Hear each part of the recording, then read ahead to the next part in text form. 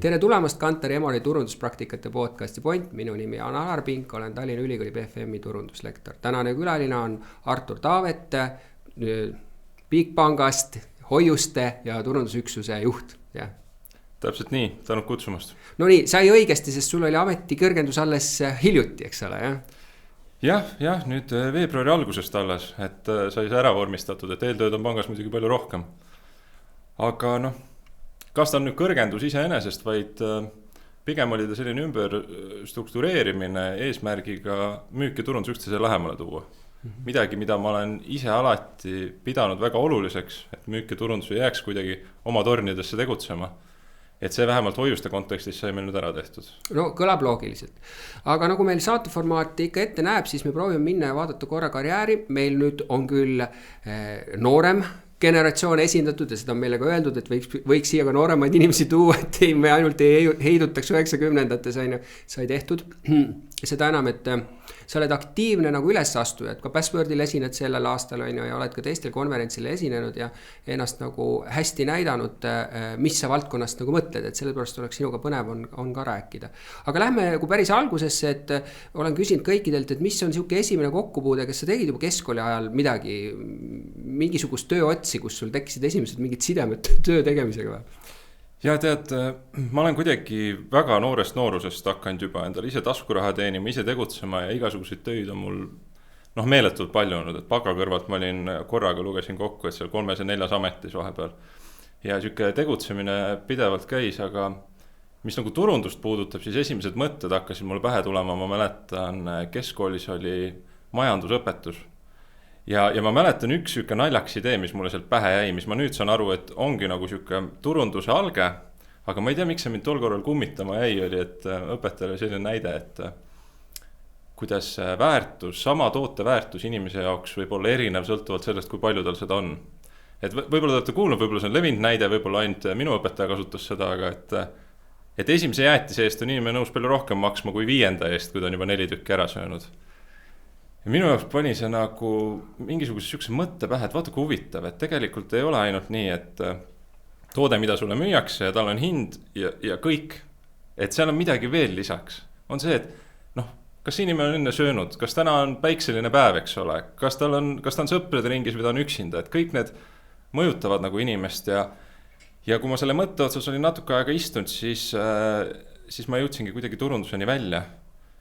Ja sellest hetkest alates, kui ma läksin Tartu Ülikooli bakasse turundust õppima, siis oli otsus nagu tehtud. Siis oli selge, et selle asja peale ma jään.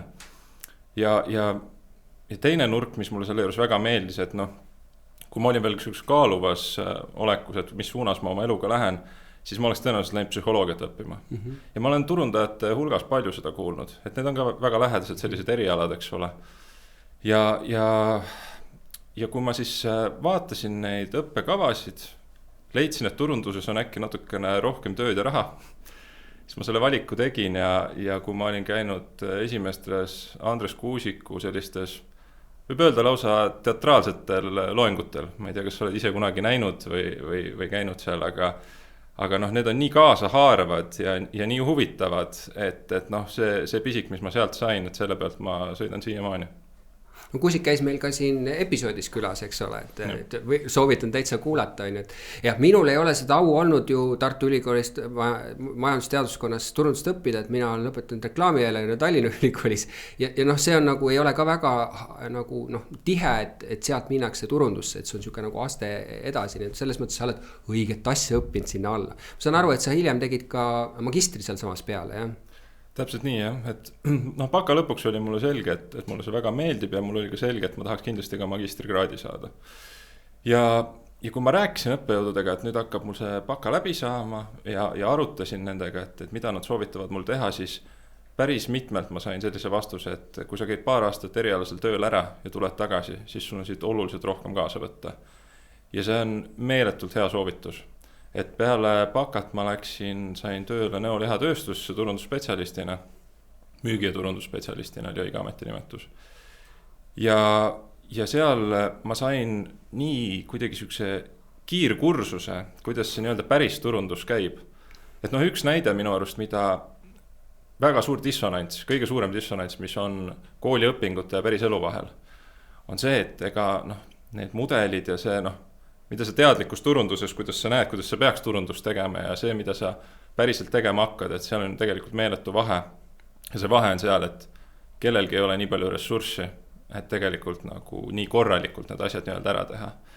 Ja mind on selles mõttes see eraettevõtlus ka suunanud selle poole, et tegelikult väga tihti, kui sul on idee, mis tundub, et on päris hea, siis katsuda võimalikult odavalt kiiresti mingil moel välja saada ja lase turul ära testida. Ja kui ta töötab ja sa hakkad teda skaleerima, siis sul on rahulikult aega teha seda eeltööd, leida, kes see täpselt see sihtgrupp on, miks see täpselt töötas, eks ole. See on palju lihtsam peale seda nagu sellega edasi minna.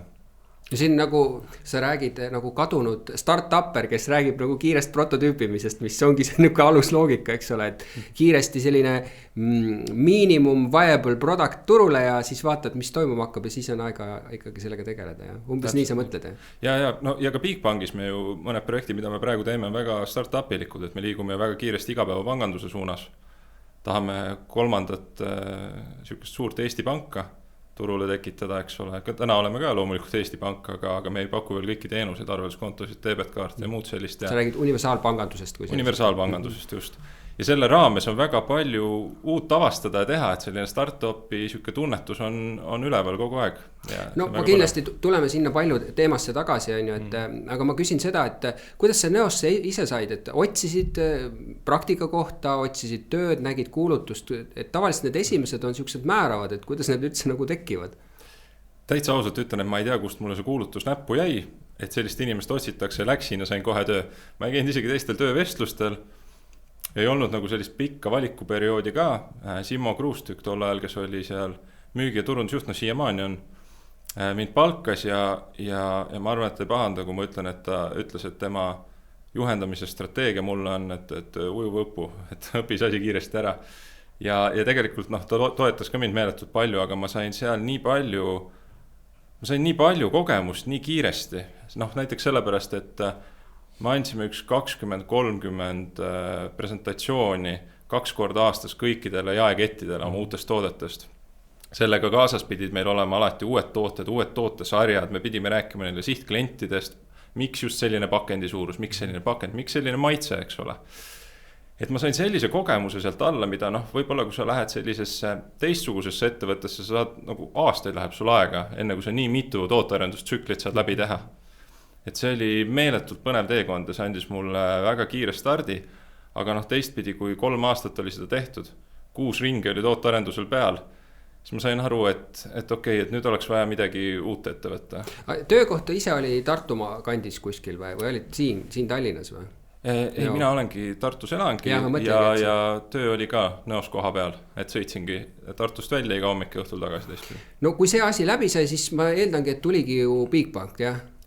Jah, ma läksin Neost magistrisse ja pärast magistri esimest aastat tuli Bigbankist üles töökuulutus. Et otsitakse turundusjuhti ja elu oli kuidagi niimoodi välja mänginud, et Eesti äriüksuse juht Jonna Pehter oli minuga samal kursusel turundust õppimas. Ja ma mäletan, et ma mõtlesin, et see on nii suur elu muutus hetkel, et ma tahaks selle magistri ikka hästi ära lõpetada, siis rahulikult vaatama hakata, et ma kirjutasin talle, et Jonna, ole hea, ütle mulle palun, et seda saab ainult Tallinnas teha seda tööd, et ma ei taha praegu kandideerima tulla. Töötas, et ei, meil on Tartus ka kontor, saab väga hästi sealt ka töötada. Ja niimoodi ma selle CV teele panin ja kui see tsükkel läbi oli, siis saingi turundusjuhina pihta hakata ja 1 aasta oli veel õpinguid ees samal ajal. Ja ma vaatasin, et su tulemused sealt cum laude teinud, eks ole, magistri, jah, et siis sa oledki selline nagu tubli, eks ole, oma asjades. Aga ütle seda, et kas sul oli tollel hetkel, kui sa vaatasid suhteliselt laialt ringi, et sul ei olnud nagu otseselt, et peab olema finantsvaldkond või mingi konkreetne ettevõte, et sa lihtsalt vaatasid, mida siis nagu turul pakutakse ja või see oli nagu ikkagi võiks öelda nagu juhus, et see Bigbank sattus see inimene sulle sinna kursusele ja et nagu, kuidas öeldakse, tähed läksid nagu joonda või? 100% täiesti juhus, et see oleks võinud samamoodi absoluutselt missugune teine töökoht olla. Mis mind tookord kõnetas, kui ma seda kuulutust nägin väga, esiteks mulle tundus, et aeg on küps, et saaks nagu ise natuke rohkem kontrolli turundusspetsialisti positsioonist välja, ise vastutada natuke, et ma tundsin, et ma tahan vähemalt failida, et ma tahan vähemalt võtta ise vastutuse mingi asja eest ja selle ära teha. Ja miks just pank, mis mind selle juures väga kõnetas, on see, et pankades on ju meeletud kliendi andmed, millega töötada. Et mitte üksikisiku omad, vaid üle siis toodete lõikes, milline on su keskmine klient, sa tead enda vanust, sa tead, kust nad pärit on, sa tead, väga-väga palju datat on sul, millega töötada. See tundus mulle nii meeletult põnev, kuna nõus me pidime see tikutulega taga ajama, sest tegelikult eelkõige me turundusime esimese hooga ju jaekettidele, kes selle toote sisse pidi võtma ja seda kliendini jõudmiseks ja uuringute tegemine, see oli paras selline üles mäge pressimine, sellepärast, et sa pidid selle saama tehtud selles ülikitsas mõnekuises ajaraamis iga aasta. Nii et tänu sellele see, et ma saan täna võtta arvuti lahti ja lihtsalt kontrollida hüpoteese nagu mööda minnes, see on meeletu boonus, mis on pankadel, sideettevõtetel on tõenäoliselt sellised andmed, eks ole, et igal turundajal võiks kunagi siuke hetk olla, et oma ideid niimoodi. Mis vanus oli see, kui sa selle positsiooni vastu võtsid? Ma olin sel hetkel 25 aastane. Nii, ütleme ka koht, kus mina läksin omal ajal Kalevi turundusdirektoriks. Ma mäletan, hüpe oli päris suur, ma mõtlesin küll, et kas ma saan hakkama.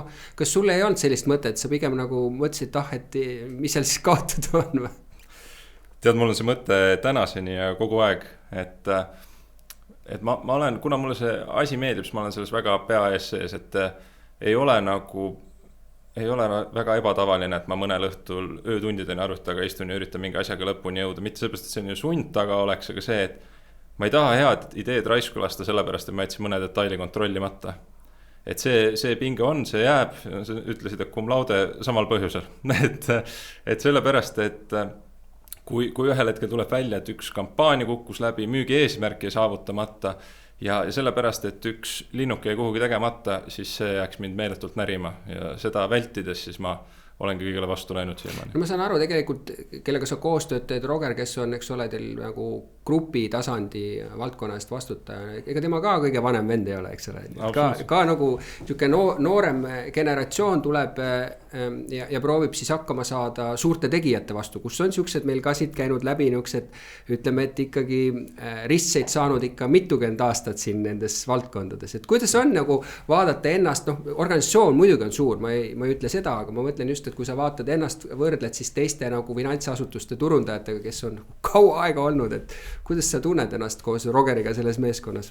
Meeletult hästi tunnen, ma tunnen, et meil on kõige vähem kaotada, kõige rohkem võita, eks ole.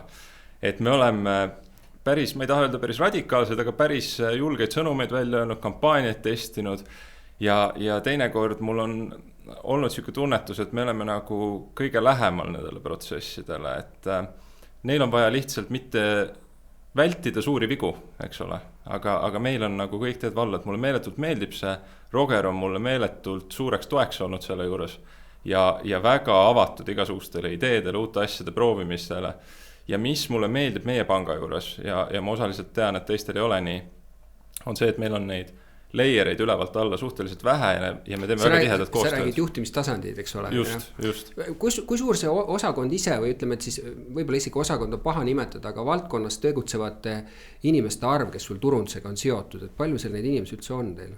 Eestis vahetult ainult Eesti eest vastutab 3 inimest kokku koos minuga. Ja grupi peale kokku umbes? Grupi peale kokku ma pean natuke arvutama, aga suuremaid turundustiime meil ei ole. Nii et see on, ta on ikkagi üle 10, aga ta on mingi teist inimest. No mõnes mõttes ma tahtsin seda mõelda, et ikkagi on seltskond kellegi oma arvamusi põrgatada, eks ole, et see päris ei ole nii, et sa kahekesi pead nagu kõik asjad välja mõtlema.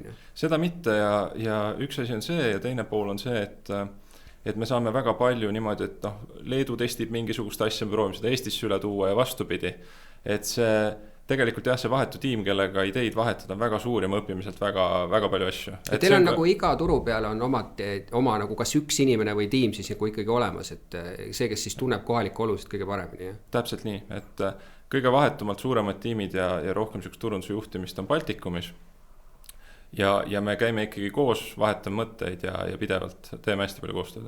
No see juba sa mainisid, eks ole, et hea alus nagu turundaja karjääril on nagu toiduainetööstus. No ma panin selle nimetuse juurde, sest ma jagan seda 100%, kuna see on tõesti ka ehe turundus, saad nullist teha kuni, eks ole, kommunikatsioonini, on ju, et seda kõike valdkonnad ei saa nagu tõdeda, et nad seda teevad, et mõnes mõttes sul oli hea tulla nüüd finantssektorisse, on ju, omades sellist nagu vaadet, et kus on kliendi vajadus ja mida ma siis tegema pean, et sa mainisid algul ka, eks ole, et selline nagu müügi ja turunduse kokkuviimine, et sa natuke nagu tunnetad kogu protsessi, mitte ei ole ainult ühe protsessi väike lüli, on ju.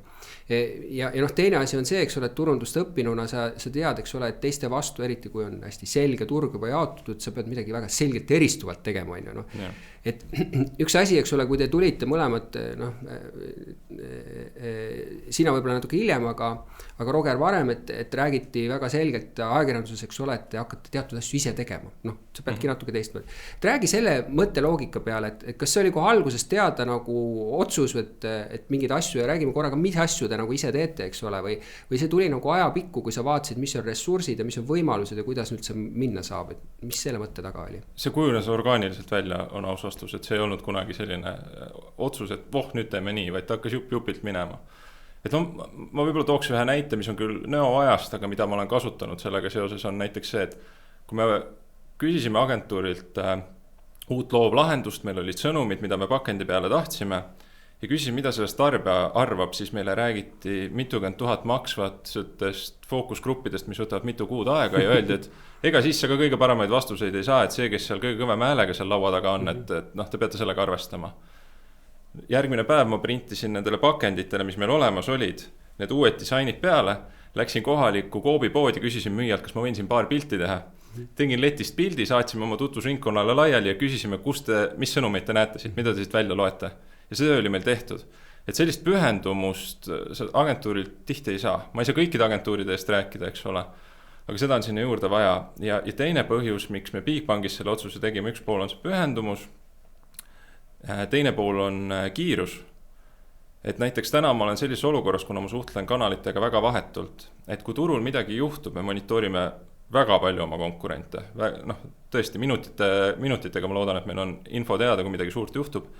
Siis ma saan minna uksest välja ja teha 2-3 telefonikõnet. Ja meie turundusplaan läheb kohe teises suunas, meie meediamiks on ümber tehtud, eks ole. Ja me saame sellele kohe adaptiivselt reageerida, eks ole. Et varasemalt agentuuridega kohtusime korra nädalas, mõnikord üle 2 nädalas, rääkisid neile midagi, saime kokku, nad said teistmoodi sellest aru, et see on meeletu aja raiskamine. Sa räägid agiilsusest. Et tänapäeval on see nagu võtmesõna ja sa nagu ütled lihtsalt, et kui sa juba kirjeldasid organisatsiooni, kus on nagu neid juhtimiskihte vähem, eks ole, et oled selline lame organisatsioon, siis pigem on ju, või õhuka organisatsioon nimetades ka, et siis sa mõtled ka nagu kogu turundusprotsessile nii, et nagu võimalikult vähe oleks neid vahelülisid, et mis võiks pikendada kogu seda protsessi ja mitte olla siis nii konkurentsivõimeline nagu turul, jah, kui see... Täpselt, ja neil on tihti ka teistsugused huvid, kui isegi arvata välja see, palju see asi aega kõik võtab. Et näiteks meediaagentuuride puhul ma ei saa öelda, et see nii on, ma ei taha kedagi süüdistada, aga tunne on ju endal, eks ole. Kas see meediamiks, mida mulle pakutakse sellepärast, et see on mulle kõige parem? Või on neil näiteks mõne kanaliga kokkuleppe ja neil on vaja see maht täis praegu müüa selles kanalis? Päeva lõpuks ei tea seda. Ja Artur, see on tegelikult õigustatud küsimus ja seda me oleme isegi siin laua taga nagu palju adresseerinud, et läbipaistvust on vähe. Ja nüüd on küsimus selles, et sina tead isegi seda nagu mõelda, kõike isegi ei tea seda mõelda, et tegelikult, eks ole, klassikalises mõttes on tõesti niimoodi, et meediaagentuurid tegelikult omavad müügilepinguid kanalitega, mis tähendab, et nad tegelikult on kanalite müügiagendid, on ju. Teist küljest, nad justkui on sinu esindajad, on ju, et neil on siuke kahene see, on ju. Nüüd see ei ole midagi ebatavalist, eks ole, noh, ma ise müün tarkvara on täpselt samasugune printsiip, eks ole, et selleks, et müüa edasi, sul pead olema, eks ole, lepingulises suhtes sellega ja teist küljest sa esindad nagu kliendi huvisid. Nüüd probleem on tõesti selles, mis on meediaagentuurid suutnud nagu teha, kaasa arvatud mul oli see kogu aeg üleval, on ju, et kas ma saan usaldada, et see vahelüli on neutraalne.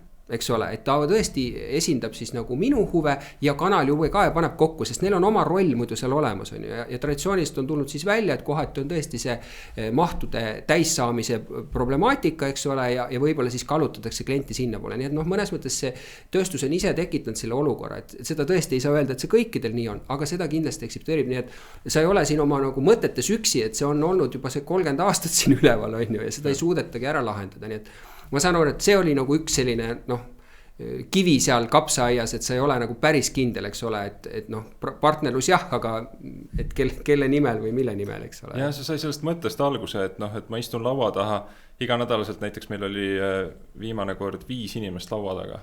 Kõik nad tahavad palka saada, kõik nad käivad kontoris, et kindlasti on väärtusloome ja ma arvan, et võib-olla väiksem ettevõtte puhul, kus ei suudeta nagu leida inimest, kes tegeleks selle planeerimisega ise, on see igati põhjendatud ka. Aga meie mahtude juures, kui ma helistasin kanalid otse läbi, kõik olid väga huvitatud meiega otselepinguid tegema. Ja päeva lõpuks, kas sa toidad siis 3 suud või 2, et praegu on ju klient ja kanal vahetult ja kolmas asi on see, et see professionaalsus, see, kuidas nad suudavad mulle telefoni kohe öelda, millised on head positsioonid, miks nad sellised valikud tegid, et see on nagu hoopis teisel levelil kui see, mida ma olen agentuuride vahendusel tänaseni tundnud. Vaata, see on nagu huvitav, et siin ma tean, et meil agentuurid ka kuulavad seda ja see ongi see mõte on ju, et nagu edastada mõnes mõttes kõikide poolte nagu nii kanali enda, eks ole, kui turundaja, kui nende samade planeerijate nagu mõttemaailmaga, et siit peaks tegema mingid otsused, kui me just rääkisime, läbipaistvus on üks probleem, eks ole, et just kui ei ole seda usaldust ja see ei ole, eks ole, viimase aja küsimus, et mis siis saab selleks teha, et kõik saaksid aru, et see usaldus peaks olema. Et kui sa võtad nagu, miks seda võiks teha, et võiks kasutada neid vahendajaid, on ju tegelikult küsimus selles, et mis sinu peamine töö on turundajana või ütleme, et ka müügi eest vastutajana on see, et sa tegelikult pead tagama need eesmärgid selle müügi ja turundusega on ju.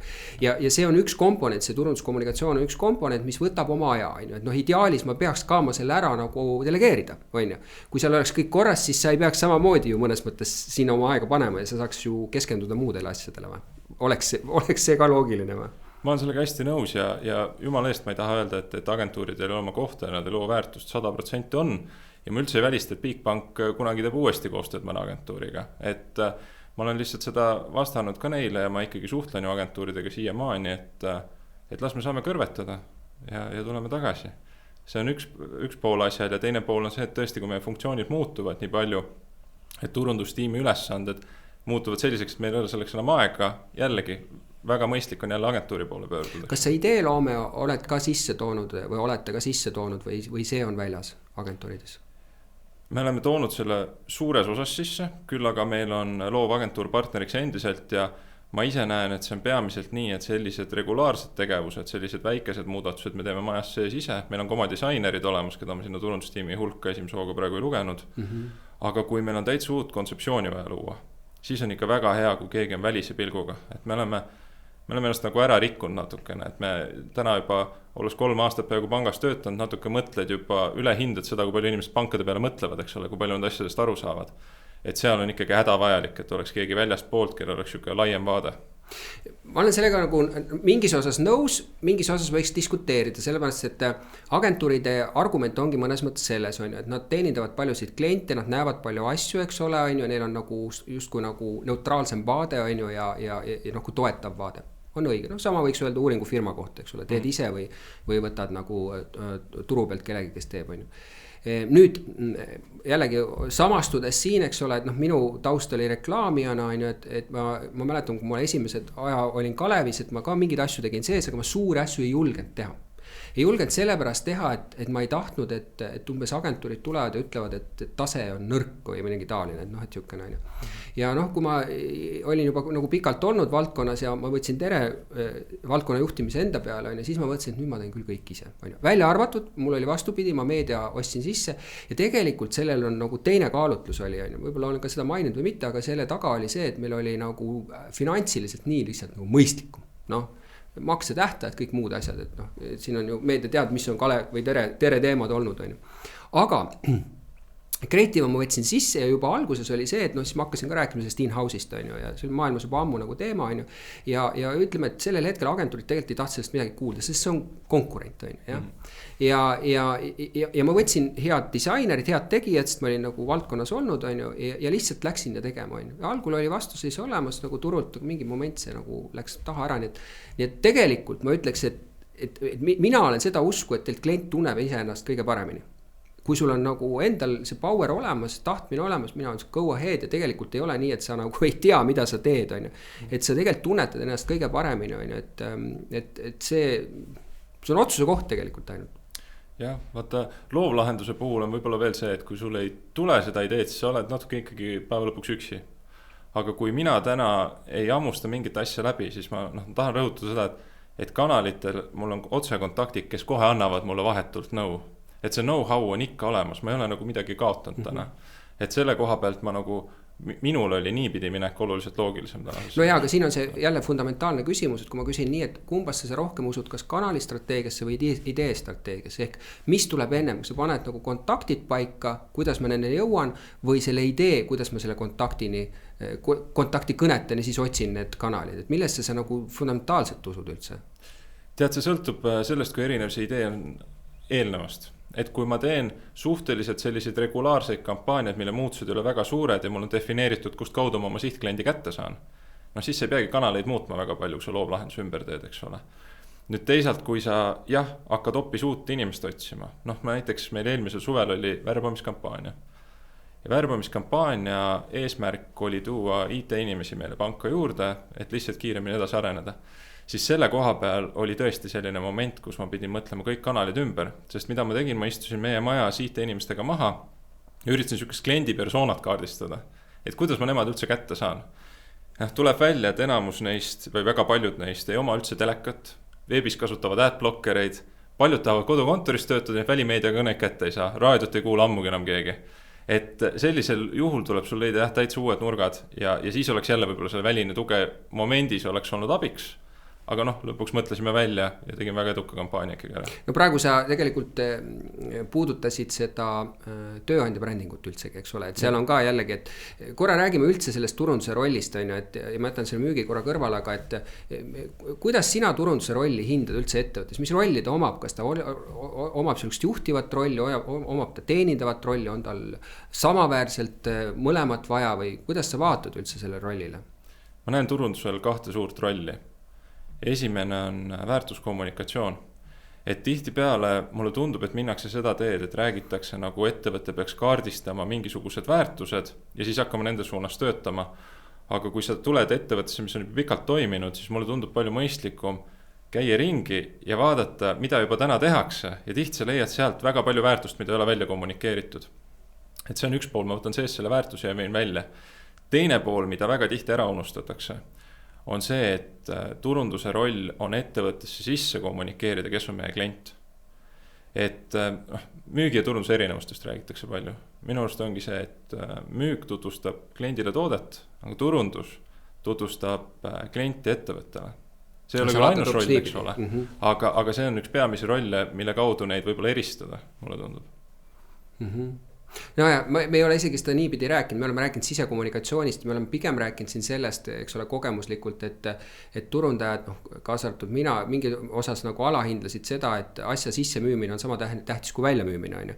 Et tõesti, et kui organisatsioon ei saa aru, kellele me midagi teeme, siis on sul raske neid nagu kaasa tõmmata kogu kommunikatsiooniga, on ju. Et sa enam-vähem rääkisid seda samat asja, on ju. Müügi selle suhtes on nagu erinev arvamus, eks ole, et kas müük on nagu lihtsalt selline transaktsiooniline aspekt, eks ole, kes siis nagu selliseid tingimuslikke asju läbi räägib, on ju, aga et kes teeb seda väärtuspakkumist, tutvustab seda väärtuspakkumist, et see nagu on justkui siis nagu selle turunduse ampluaa, on ju, et see on nagu maitse küsimus, on ju.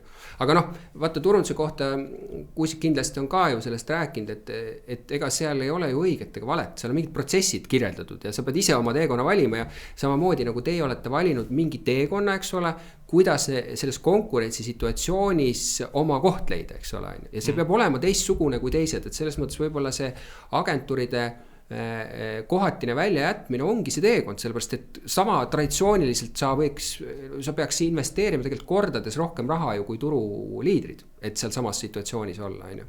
Absoluutselt, ja jällegi ma arvan, et me oleme sellises positsioonis lihtsalt, kus on hetkel väga mõttekas asi, mida teha, et kui me peame ühel hetkel oleme saanud piisava kliendibaasi endale ehitada, protsessid kõik toimivad ja meil enam ei ole ambitsiooni väga kiiresti kasvada, siis me peame ka hakkama riske maandama ja sellisel juhul selline agentuuri kaudu minek on ju kõige kindlam tee. Kui palju sa nagu, seal on nüüd 2 aspekti, üks on see, palju sa digitaalses meediumis oma kommunikatsiooniga oled ja palju sa oled traditsioonilises, kas traditsioonilisel on ikkagi veel kohta? On küll ja me oleme enda tiimi sees teinud niimoodi tööjaotus, et mina vastutangi traditsioonilise välimeedia tele, raadio eest, eks ole. Ja meie digiturundaja vastutab siis Global kanalit, siis meie kohalike väljaannete, meiliturunduse ja kõige digitaalse eest, eks ole. Ja kui sa küsid, kas neil on roll, minu silmis on offline meedial 2 suurt väärtust. Et esimene suur väärtus, mida ma näen, on see, et kui mul on vaja kommunikeerida midagi, mis on hästi laiale sihtgrupile, siis näiteks välimeedia kampaaniatega on mu võimalik 2 nädalaga väga palju tähelepanu saada. Väga kiiresti, terve linn sisuliselt panna oma plakateid täis, võib-olla olete näinud ka, me teeme väga vähe on sellist always on turundust välimeedias ja väga palju on sellist paar nädalat väga intensiivset turundamist. Seal on olnud alati nagu kohene efekt, et seda on väga tugevasti tunda. Ja tele ja raadio seevastu loovad nagu väga head tausta. Ja kui rääkida sihtgruppidest, siis see nüüd ei puuduta otseselt Bigbanki, aga ühe projekti raames ma kunagi müügiga rääkisin kliendipersoonat läbi. Ja kõikidel soovitan seda teha, müügil on väga palju infot selle inimese kohta, et ma ei alustaks kunagi fookusgrupist, kui ma ei ole müügitiimiga rääkinud. Siis näiteks me jõudsime kunagi sellise kliendipersoonani, see oli meesterahvas, ma võin olla Margus nimeks. Ja Margus oli selline mees, kes töötab kas ehitusel või ladudes. Haldab seal midagi, liigutab asju. Ja kui meil oli see kliendipersona selge, siis ma hakkasin mõtlema, kuidas selle inimeseni jõuda. Ja me saime aru, et 8-5 kuulab see inimene raadiot. Nii et meil oli järgmine samm oli vaja teada saada, et millist raadiot nad peamiselt kuulavad ja kogu oma reklaam sisuliselt sinna panna. Ja selle raadiokampaaniaga me nägime jällegi kohest mõju müügile. Et kui sa sellised detaile läbi ei tööta, siis sa võid öelda, et offline meedia ei tööta, miks, sest Google teeb selle töö sinu eest ära. Aga kui sa teed seda tööd, siis sa saad offline meediast täpselt samasuguse reaktsiooniga. No nii, nüüd sa tegelikult ise mainisid seda, et mõnes mõttes antud juhul oli kanal see, mis oli strateegia põhiline osa, eks ole, see hilisem, eks ole, mis sõnum tuleb juba ja see tuli ju tegelikult persoonadest, on ju. Jõuan persoonadeni ka, küsin veel välimeedia kohta, aga kas see traditsiooniline meedia, välimeedia tähendab, et sa oled staatilisel pinnal või võib see tähendada juba digitaalset pinda väljas või? Ei, see võib seda ka tähendada, mina enda jaoks ei ole neid nagu selles mõttes eristanud. Et vahet ei ole, kas ta nagu liigub või ei liigu, et sa vaatad pigem lokatsioone ja kus sa selle katvuse saad kätte, eks ole. Jah, kui ta ei ole staatiline, siis ma tunnen, et see sõnum välimeediast peabki väga lühike olema ja väga selgesti nähtav. See on üks asi, millega väga paljud disainid, väga paljud agentuurid minust eksivad, et välimeediasse tahetakse panna, selline asi, et seisa ja loe rahulikult, hakka 2 korda otsast peale, siis saad aru, mis see sõnum on. Et kui see on digitaalne selline banner, nagu praegu on ka Eurosaisid on sellised, eks ole, siis ta peab, kuna ta näitab ainult korraks seda, siis ta peab täitsa nagu essents, sul peab väga tugev sõnum olema seal peal, mis koheselt haarab, kui sul seda ei ole, siis ma isegi ei kasutaks seda formaadina. Aga digimeedia, sa ütlesid, et seda nagu teeb justkui teine tiim, te teete ikkagi ju kampaaniad, mis on ühe ja teisega mõlemaga kaetud, eks ole. Mitte teine tiim, aga minu tiimist teine inimene. Aga ikkagi selles mõttes ei tee ju eraldi ainult nagu traditsioonilist meediat, et kampaania ja siis vaatate, kuidas te selle persona kätte seal saate, eks ole, ja selle meedia miksiga. Jah, täpselt, omavahel igapäevases suhtluses ja klapitame niimoodi. Mis persona, kas sa personad oled nagu reaalselt viinud sisse, et teil on ettevõttes välja töötatud iga nagu teenuse või toote suhtes nagu mingite personad ja siis ka need kliendi teekonnad, kust see personaga see kokkupuude peaks toimuma või võiks toimuda? Klienditeekond on selline, kus ta on jupi kaupa ja mille kohta on palju datat ka, kus ta sisse tuleb ja kus ta välja läheb. Üks hea vahend, mida me nüüd hakkasime kasutama, on Looker Studio näiteks. Kas on kokkupuudet olnud või tead, mis see tähendab? Ma tean seda, ma olen kuulnud seda nimetust küll, aga ise ei ole teinud sellega. Piltlikult digiturundaja võib-olla naeraks, kui ta kuuleks, kuidas mina seda selgitan, aga minu vaatest see suurim väärtus, mis sealt tuleb, on see, et kui Google säilitab sulle neid andmeid, et sa saad aru, kus su klient sisse tuli täna 72 tundi, siis see võtab selle limiidi maha. et sa saad pilves hoida neid andmeid ükskõik kui kaua ja tänu sellele sa saad palju varasemates puutepunktidest aru saada, kas see suunas klienti ostma või mitte lõpuks, eks ole. Et see on selline kliendi teekonna osas üks suuremaid muutusi, mis me lähiajal teinud oleme. Personad on meil konkreetselt siseveebis failid, sellel tootel selline klient ja neid me tegimegi nii, et me istusime müügitiimidega maha 2-3 tunni jooksul. Esialgu me alustan nii, et ma räägin sellisest laiematest küsimustest, mis võiksid katta enam-vähem enamus inimesi ära, kellega nad räägivad. Ja lõpuks me olemegi seal juba, et paneme nime sellele inimesel, mitu last tal teie arvates on, eks ole. Ja kui sa seda pilti vaatad sellel ajal, kui sa üritad aru saada, kuidas sõnumiga temani jõuda ja need 2 asja kõrvuti on, siis tegelikult see seoste tekitamine on nagu oluliselt lihtsam. Et kui sul seda personat kõrval ei ole, siis ma isegi ei tea, mille pealt turundajad siis neid meediamikse kokku paneksid. No nad on selle, mis sul raamatus on kirjas, see klassikaline sotstem ja mingi, ma ei tea, psühhograafiline käitumislik nagu segmentatsioon juurde, aga personad ju tekkisidki sellepärast, et personalifitseerida rohkem seda, et jällegi ilusti, kui sa rääkisid sellest sisekliendist, eks ole, et ettevõtte sees on ju palju lihtsam aru saada, kellest me räägime, eks ole, kui tal on mingi nägu ja nimi versus, et sa ütled mingi, ma ei tea, vanuse ja mingisuguse soo ja ma ei tea, sissetuleku aspekti. Seal on ju kõik see ikkagi kaasatud, on ju, aga ta on palju lihtsamas vormis, on ju. Traditsiooniliselt inimesed küsivad, on ju, et palju peaks persoonasid olema, kui ka, tegelikult vastust on, et seal ei ole ju vastust, seal on küsimus, kui palju sul tooted teenused on erisust, aga palju te neid ei olete jõudnud? Mina ütleksin, et neid peab olema nii vähe kui võimalik. Yeah. ja siis tasub teine kõrvale teha, kui sa hakkad teda üles ehitama, esiteks sa saad terviku kokku. Et ei ole nii, et tema on ka Margus, aga tema ei tööta laos, tema töötab poes. Ja teine asi selle juures on see, et siis ei ole ka mõtet enam teha, kui sa nüüd oled selle persona enda jaoks paika pannud, selle turundussõnumitesse või kanali valikutesse sisse viinud ja sa ei näe mitte mingisugust muutust. Et näiteks pangast ma võin tuua selle näite, et näiteks tarbimislaenu klient ja hoiustaja on täiesti öö ja päev. Et ühe persoonaga mõlemad püüda oleks sisuliselt võimatu. Hoiustajad on sellised väga kõrgelt haritud inimesed, nad on tihti vanemad inimesed ja sa pead nendega suhtlema ääretult viisakalt. Noored tahavad otse vahetult, sõltuvalt noorest, mõned ei taha tänapäeval näiteks enam telefonis rääkida, saad neid ainult meilitsi kätte. Et kui sa neid detaile ei tea, siis on keeruline üles ehitada, aga nende personadega minnakse tihti peale minust väga hoogu. Kui on just saadud kuskilt mingisugune hea põhi, pannakse üks A4 seina peale, hakatakse täitma, et see ei peaks olema see põhjus, et selle persona kaardistamine peaks olema kindla eesmärgiga. Miks me seda teha on vaja? Ja mitmeni te olete jõudnud? See on 10 Ma pean korraks mõtlema nüüd.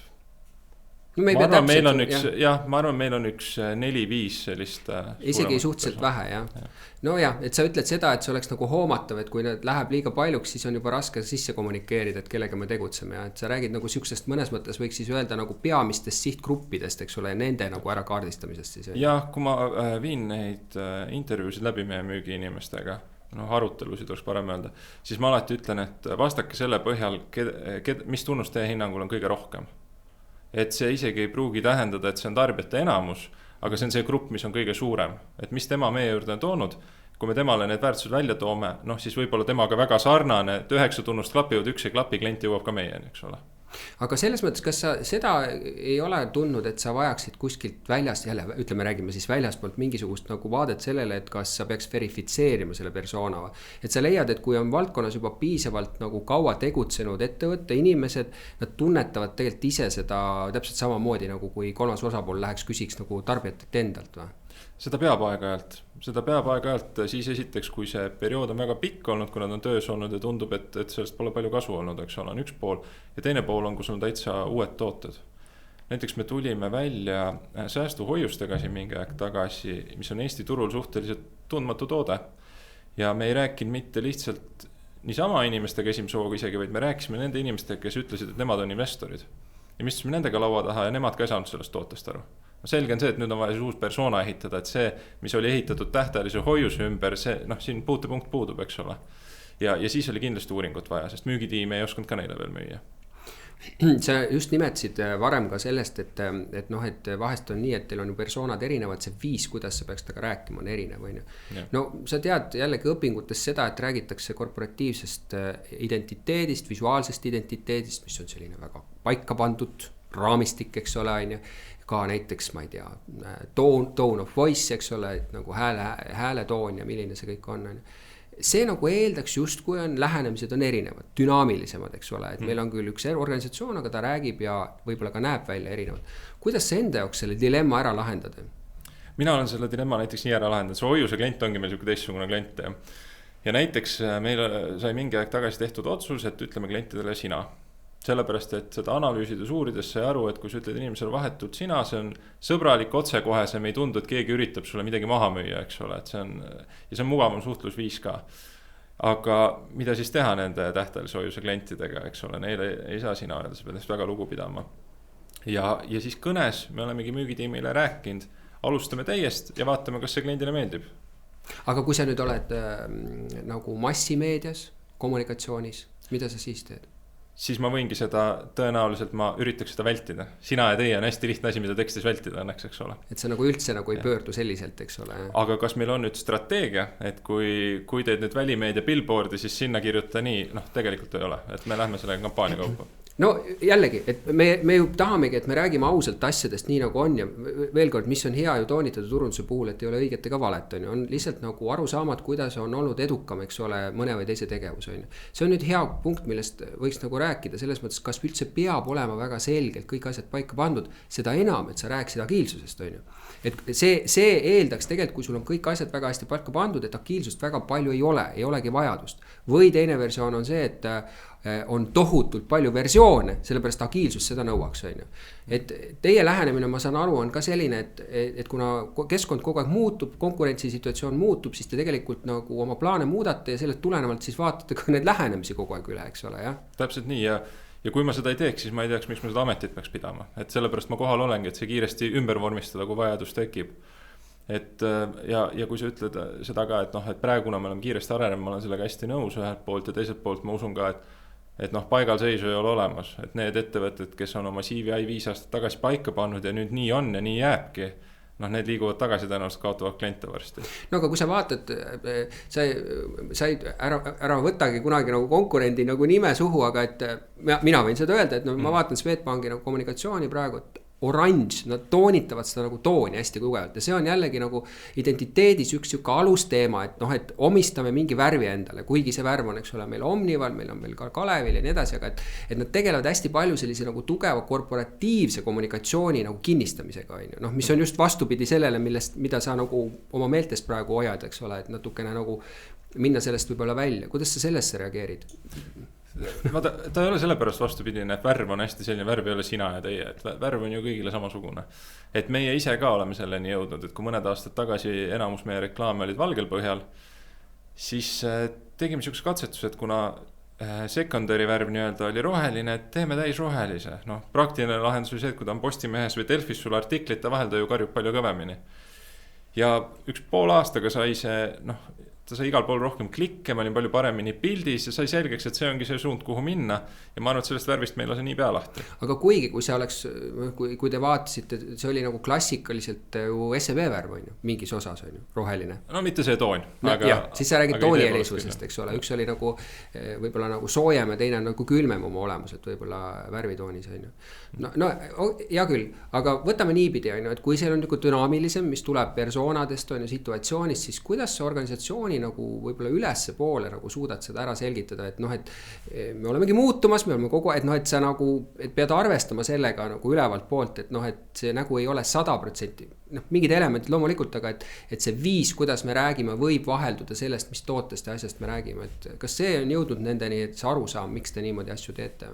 Absoluutselt, väga hästi ja ta peab olema väga hästi põhjendatud küll, et ühtegi muutust ei saa lihtsalt teha sellepärast, et see on ka siuke asi, mida sa kuuled tihti, et tullakse turunduskabinetti ja öeldakse, et teeme midagi uut, midagi ägedat, et see ei ole piisav põhjendus, eks ole, et tal peavad hästi kindel data peab taga olema ja mida mina kasutan hästi palju põhjenduseks on netis AB testimine. Et see on siuke hästi kindla peale minek, teed 1 kuu, teed 2 kuu, 3. kuul saad juba minna, näete, meil on päris pikk data juba, selgelt töötab see lahendus paremini, siis sellele nagu vastu ei vaielda, sellega on mõistlik minna. Aga ma mõtlen selle sõnumi taga ükspuha, kes seal siis tuleb ja ütleb seda, et tehke midagi uut või ägedat, et ega ju saab mõelda, mis nad selle taga mõtlevad. Nad mõtlevad midagi, et ärme tee nii, nagu kõik kogu aeg teevad, eks ole, sellepärast see ei too meile seda uut hingamist, et teeme midagi teistmoodi ja ägedat ju tähendab seda, et mõnes mõttes see võiks silma jääda, mis on ka klassikaline, nagu ütleme, kommunikatsiooni üks aspekt, et et teeme midagi, mis tähelepanu saab. Et mõnes mõttes on ju nagu õiglane küsimus, eks ole, nagu turundusele, jah? Selles mõttes küll, jah, et turundus peab ju olema see, kes genereerib seda, kuidas ma siis ütlen, seda eristatavust, eks ole. Et kui ta ei ole uus ja äge, siis mille poolest sa eristud. Et selles mõttes ma saan sellest aru, aga ma ei usu, et uut peab tegema sellepärast, et uut teha lihtsalt. No, vaata, siin me oleme jällegi Swedi näite puhul ehk et siis tema eelkäija Hansapank tegi seda noortepanga nagu kampaaniat, võib-olla sa nagu oled ajaloost veel vaadanud seda selle mingi akronüüm seal oli, mul iga kord läheb see meelest ära ja see sai ju tähelepanu, et tehti mingi graffitit seal tänavatele ja see oli nagu see negatiivne pool, aga need ise ütlevad, et tegelikult oli nagu meeletult edukas, sellepärast, et sai tähelepanu teistmoodi, eks ole, noori see kõnetas ja nii edasi, et see on see sama asi, et kuidas sa siis leiad sukses traditsioonilises rahulikus keskkonnas sellise natukene teistsuguse lähenemise, mis ikkagi nagu ei ületa nagu neid hea maitse piire, eks ole, see võib-olla on siis see nagu väljakutse või? Ja seda väljakutset me lahendasimegi eelmisel suvel näiteks sama värbamiskampaania, millest ma rääkisin, et Bigbankiga on nii, et kuna me oleme kõige tuntumad tarbimislaenude poolest, siis ma olen isegi testi teinud selle kohta, et kui sa näitad inimesele reklaami, mis on Bigbanki oma, aga ühelegi tootele otsele ei viita, teiste reklaamide seas ja pärast küsid, et Bigbanki kohta oli ka üks reklaam, et mida sa nägid, siis nad ütlevad, mingi laenureklaam oli. Aga kui meil nüüd ühel hetkel oli vaja värvata inimesi, siis ma ei saa sellega riskida, et inimene sõidab selle autoga mööda ja vaatab, et mingi laenureklaam oli. Ja siis näiteks üks asi, mida me tegime, oli, loomulikult me muutsime seda visuaalset pilti ka hästi suures osas. Aga ühe sihukese näitena, et teha midagi uut ja teistmoodi oli see, et terve oma maja seina Narva maanteel me panime sinna ühe meeletult suure sellise noole peale, mis viitas edasi liikumisele, eks ole, ja ütlesime, et tule ehitame Eesti parima panga. See bänner iseenesest tõi meile juba vahetult, tööintervjuudest tuli välja väga mitu inimest, kes sõitsid majast mööda lihtsalt ja nagu see haaras kohe pilku, midagi oli täiesti teistsugust, eks ole. Uut ja ägedat. Uut ja ägedat, jah, ja tuldi kohe vaatama, mis see siis on, et kui nii suurelt juba ette võetud, eks ole. Räägime korra sellest brändist või niukesest promopakkumisest, et jälle suhtarvu mõistes, et kas sa oled enda jaoks pannud paika, nagu, et palju sa ühte või teist teed protsentuaalselt või on see jällegi siuke nagu dünaamiline, muutuv kogu aeg ajas või millest sa rohkem usud? Tead, ma olen selles mõttes võib-olla eristun teistest turundajatest, nii palju kui ma rääkinud ka olen, et mul ei ole liiga palju usku, eks tal on oma aeg ja koht, aga ma arvan, et seda kasutatakse üle sellisel lihtsalt brändipõhisel reklaamil, et tihti ja eriti pangad on ka seda teinud, et tehakse mingisuguseid väga kalleid klippe, mis on mitme minuti pikkused, mis ei jõua kunagi täispikana teleekraanilegi ja kui jõuavad, siis täpselt selle reklaamipausi keskele, sest ainult sinna ta mahub, eks ole, kui kõik teevad võileiba või kerivad sellest üldse üle. Et sellesse ma isegi liiga palju ei usu, mida ma brändingu all rohkem näen, on PR näiteks. See on midagi, mida me väga palju jälgime, kui nähtavad on meie kõneisikud, mida meist räägitakse, eks ole. Ma näen sotsiaalmeediat seal väga palju tänapäeval järjest rohkem, sest seal me saame täitsa vahetult inimestega suhelda, eks ole. Ja ma sellises kontekstis, jah, ma päris kohe protsenti tahaksin välja öelda, aga on ta kindlasti nagu meil plaanides sees, kui palju sellist brändingut me teeme. Aga räägime korra selle läbi, et võibolla see on jällegi, et vaata, sellepärast on huvitav rääkida, ma ei taha öelda, et sa nagu noor oled, aga et ikkagi sa oled vähem olnud nagu turul kui teised tegijad. Et kas on mingi shift hakanud toimuma, et vaata klassikaliselt õpetatakse ju seda, et selle brändingu põhiteema on see, et sa lood võimaluse mingisuguse brändi loo jutustamise kohta. Et sa ostad selle aja ja siis need elemendid seal ümber on ju. Ja see on vajalik selleks, et luua see teistsugusem väärtus kui ainult siis selle toote mingisuguse pakkumise, eks ole, kommunikatsiooniga. Et sellele anda mingi suur juurde midagi. Et sa alguses mainisid seda jäätise ostu, eks ole. et seal võib paralleeli ka tuua, et noh, et mis on hind või et näiteks kui ma ei tea, võta vesi, eks ole, et palju sa oled nõus maksma Tallinna Veele, eks ole, vee kuupmeetri eest on ja kui palju sa oleksid nõus maksma, kui sa oled olnud 5. päeva kõrbes, eks ole, vee mingisuguse väikse klaasi eest, no põhimõtteliselt sa oled võid anna kõik ära, et sa ellu jääd, on ju, et noh, et seal on täpselt sama asi, et see väärtus on mingil ajahetkel teine ja valdavalt me oleme, eks ole, keskkonnas, kus meil on ühtlane väärtuspakkumine kõiki, siis me peame justkui selle juurde looma mingisuguse nagu teema, eks ole, ja see on see brändi teema. Ja nüüd ma olen kuulnud nagu noorematelt seda, et üha rohkem räägitakse, eks ole, et jätame seda brändi nagu tahaplaanile, viime selle brändi jutustamise kokku selle promo sellega, et nad peavad olema nagu sarnases selles. Nüüd probleem on selles, et kuidas sa selle story räägid siin ära, kui see on tegelikult mõeldud toote või teenuse kommunikatsiooni keskseks. See on see küsimus. Sa rääkisid hästi nagu sellest omatud ja jagatud kanalitest, et noh, et PR-is sa ka kui tea täpselt, eks ole, mis sa saad omatud kanalitest, sa saad rohkem seda nagu ja selle kohta ma tahan tulla, on ju. Aga ma mõtlen, et ma olen sellega nagu nõus, et ja ma olen õpetanud ka seda, eks ole, et kui sa tuled neid suure organisatsiooni sisse, no väiksem organisatsioon, väiksemate nagu ka finantsvõimekustega, on ju, siis ma võib-olla teeks 90-10 või mingi taoline, ma teekski valdavalt promo, sest sellega sa saad esimese poole aastaga igal juhul tulemi, eks ole. Küsimus on pikemas perspektiivis, kuidas sa väärtuspakkumise suudad ära selgitada, et see just peab olema nii hea, eks ole, noh, nagu inimese jaoks. Et kuidas sa nagu seda vaatad, et kui see on siis see promopind ja kuidas sa selle story saad ära räägitud seal, selle sama teenuse toote keskselt? Vaata, see ei ole see, et bränding eraldi minu silmis peab olema 10% ja promo 90%. Ma väidan, et promo on selle kliendi teekonna osa, mille raames ta saab selle loo kätte. Et noh, bränding, see on üks asi, mis mind turunduses on väga haaranud kõrvale, et kui ma sellel ametil ei oleks, siis ma tõenäoliselt üritaks õppejõuks saada ja neid asju jagada, mis mind väga meeldis ja mis on brändingu osad, mille peale inimesed ei mõtle, et noh, näiteks Richard Thaleri ja Daniel Kahnemani tööd väga mind kõnetanud, eks ole, ja millest nad räägivad, on sellised asjad, et näiteks mulle meeldib väga üks, vabandun, kui väga kaugele teemast lähen, aga selline näide Richard Thaleri töödest, kus ta tegi sellise testi, et inimestele räägiti, et selline olukord on, et sa oled rannas ja sõber läheb, toob sulle pudeli õlut ja sa maksad talle nii palju, kui sulle tundub, et see väärt võiks olla. Ja kui sellele loole räägiti juurde 2 erinevat versiooni, ühel juhul räägiti, et mindi sellisesse nurgapoodi, kust kasti põhjast veel üks pudel leiti ja noh, selle ma sain ära tuua. Ja teisel juhul räägiti, et tead, ma sattusin sellisesse hotelli, väga peenesse kohta, muusika mängis, kõik oli ilus, inimesed olid nii peenelt riides, et mina oma rannariietega tundsin ennast lausa kohatult. Sa olid nõus maksma selle eest 77% rohkem. Kui veini pudel kaalub rohkem, siis inimene arvab, et see vein on parem, eks ole. Kui valuvaigisti maksab rohkem, siis see toime on tema arvates parem. See on bränding.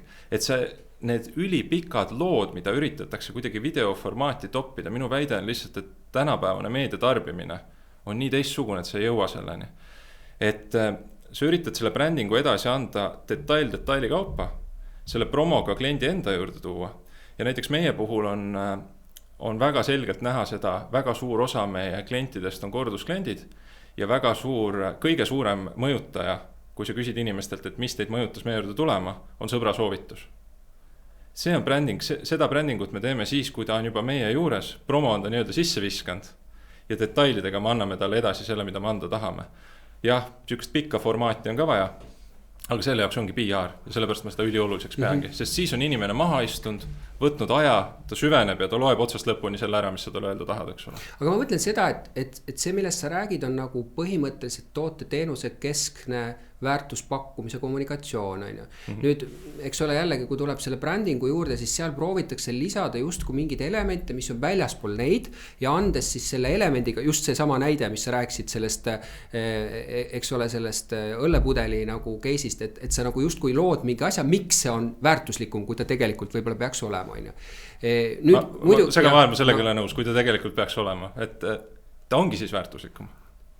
No, sinu jaoks, sellega ma olen nagu nõus, et vaata, kui ma õpetan hinda, siis hind võib olla nagu väga konkreetne asi, aga tegelikult hinda ei eksisteeri, sest hind on täpselt nii palju, kui on teine pool nõus maksma ja teine pool nõus müüma, eks ole, ja see tekib mingisugusest eks ole, sellest, et sa arvad, et sul see asi nagu on nii palju väärt ja muidugi on mingi konkurentide nagu nivoo seal ja nii edasi, aga noh, põhimõtteliselt see on nagu, ütleme, ma olen kogu aeg mõelnud, et turundajana see on niisugune nagu kunst, on ju, et kuidas sa siis nagu suudad sellist hinnatasemet nagu tekitada turule, on ju, et sa toote ja teenuse lood, on ju, ja nii edasi, aga noh, et see on nagu põnev, mis sa räägid, et sa vaatad seda loo kujunemist mitte ütleme traditsioonilises 30 sekundis, vaid sa vaatad kogu selle kontaktiperioodi jooksul, eks ole, et see kuskilt hakkab mingi sõnumiga, tekivad need punktid on ju, ja see kuidagi siis nagu, eks ole, transaktsioonis või selles hilisemas nagu teeninduses, eks ole, nagu ka, ja läbi selle sa proovid seda brändingut ehitada, on ju.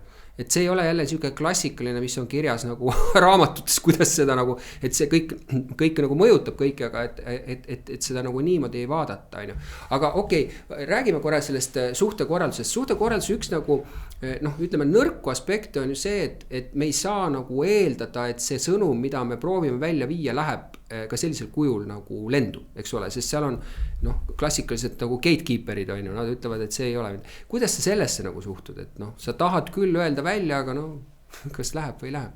Kui ei lähe, siis järelikult ei tahtnud keegi kuulata, ma usun. Et ma arvan, et need gatekeeperid on päris hea filter selle kohta. Et nemad võiksid ju väga hästi tunnetada seda, mida lugeja tahab lugeda. Ja kui ta ei avalda seda sisu, mis sa kirjutad, siis lugeja ei tahaks seda lugeda, eks ole, et ma ei paneks seda pahaks, ma arvan, et see on väga hea selline testimise võimalus, et oma see nišš leida. Et meil on väga palju selliseid regulaarseid asju, mida me välja anname, me oleme leidnud, et turgu see väga huvitab ja me teame, mis kliendigruppi me täpselt sellega kõnetame. Et ma ei näe seda üldse negatiivsena, et orgaaniliselt kui asjad ei lenda ja ma tahangi PR-i juures välja tuua, et sisuturunduse osakaal on meil üliväike. Just sellepärast, et orgaanilisus tõestab seda, et see asi päriselt müüb, sa ei pea jõuga kurgust alla pressima kellelegi oma sõnumit. Aga sa räägid nüüd, vaata nüüd on kaks asja, mis on jälle Eestis on ära lörtsitud sisuturunduse nagu nimetus on ja, sest sa räägid sisuturundust makstud pind klassikalises meediaväljundis, üks on digi või mitte, eks ole. Tegelikult, eks ole, sisuturundus on ka kõik see, mida me sotsiaalmeedias teeme oma nagu platvormidel, et noh, et me nagu oleme ju ise selle sisu välja töötanud ja me ise omame neid kanaleid, noh. Oma või niivõrd kuivõrd, eks ole, et sa pead ikkagi nagu ostma neid puuste asju, et sa räägid sellest kõigepealt, eks ole, et sa nagu ei osta neid, ütleme, et siis sisu turunduslikke artikli kohti, eks ole, see on see küsimus, eks ole. Mõnikord ostan ka, no, mõnikord on vaja, et näiteks ma toon näite säästuhoiuse toote pealt, et pangatoodetega on tihti see, et inimestel on kohe eeldus, et kõik on jube keeruline. Siis ma mäletan, et kui me tahtsime inimesed tutvustada, et see on jube lihtne, siis me tegimegi sellise sisuturundusloo, mis screenshotidega näitas, kui lihtne seda teha on. Ja see tuli ühes fookusgrupist, inimesed ütlesid mulle, et kui te näitaksite mulle seda, siis see mulle väga meeldiks. Et tal on oma aeg ja koht ja orgaaniliselt ükski ajakirjanik ei korja üles, et selgitage meile oma kliendi teekonda, eks ole. Aga selline püsiv selline, mida PR-i mõttes peamiselt nähakse, et tegema peaks, selle mass peab ikkagi orgaaniline olema minu hinnangul. Aga sa mõtled seda, et kui sa ütlesid, eks ole, et noh, et sa ei pane ju pahaks, kui nad ei kommunikeeri midagi, millele ei tundu nende jaoks olevat piisavalt uudisväärtuslikkust on ju laiemale publikule, et siis sa nagu sellega, see on su jaoks nagu lakmuspaber, et see, mida te olete välja kommunikeerinud, kui see piisavalt ei saa lendu selle kaudu, eks ole, siis võib-olla ta ei ole piisavalt nagu uuenduslik või innovatiivne turu jaoks või, et siis sa saad mõnes mõttes tagasiside sellele tootele ja siis me võime eeldada teistpidi, eks ole, et kui sa oled oma toote või teenuse piisavalt nagu innovatiivse teinud, siis tegelikult ta peaks ka lendama klassikalises suhtekorralduskanalis, jah? Ma arvan, et see võiks mõlemad pidi tõttuda. Aga räägime siis sellest nagu sisu-turundusest ehk et nagu reaalselt nagu oma kanalites tehtavas asjas, kuivõrd sa sellele ka üldse nagu tegeled ja kui suur osa tähtsus selles kogu nagu, ütleme sinu nagu meediapildis on, et see on makstud meedia, eks ole, omatud meedia, siis on see teenitud, räägime sellest ka kindlasti veel edasi, aga et kui suurt osa või rõhku paneme, et noh, podcast tegelikult klassikalises mõttes on ka sisuturundus, on ju, noh. Absoluutselt. Paneme küll, et ma ütlesin, et tiimis on 3 liiget, üks tegeleb offline meediaga, üks online meediaga, 3 tegeleb sotsiaalmeediaga. Et see on täiesti uus kanal ja üks ainsaid kohti, kus noortele nagu tõesti ligidena saab. Et kui seda mõne sekundiga video alguses kinni püüad, siis sa võid talle mitu minutit rääkida enda pangast, enda toodetest, enda väärtustest, kõigest sellest, mis sinna brändiga konteksti mahub. Ma arvan, et see on ülioluline ja ma arvan, et väga paljud ettevõtted täna veel isegi alahindavad seda, kui suur see on ja kui suureks see läheb. Aga kuidas sa seal jälle vaatad, et jällegi, kas sa mingid protsente vaatad, mitte et ka makstud meedia siis sotsiaalmeedia kanalites on ju, ehk reklaamipinnad või siis tehes seda sisu boost ides seda sisu, mis on ka makstud, on ju, et kuidas sa seal nagu vaatad seda lähenemist?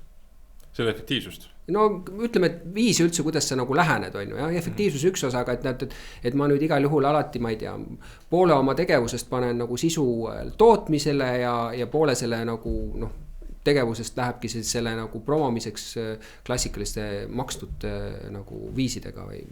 Ja reegleid seina peal ei ole. Mingisugused reeglid selle kohta on, et kui palju mis kanalis postitama peaks ja milline sisu olema peaks.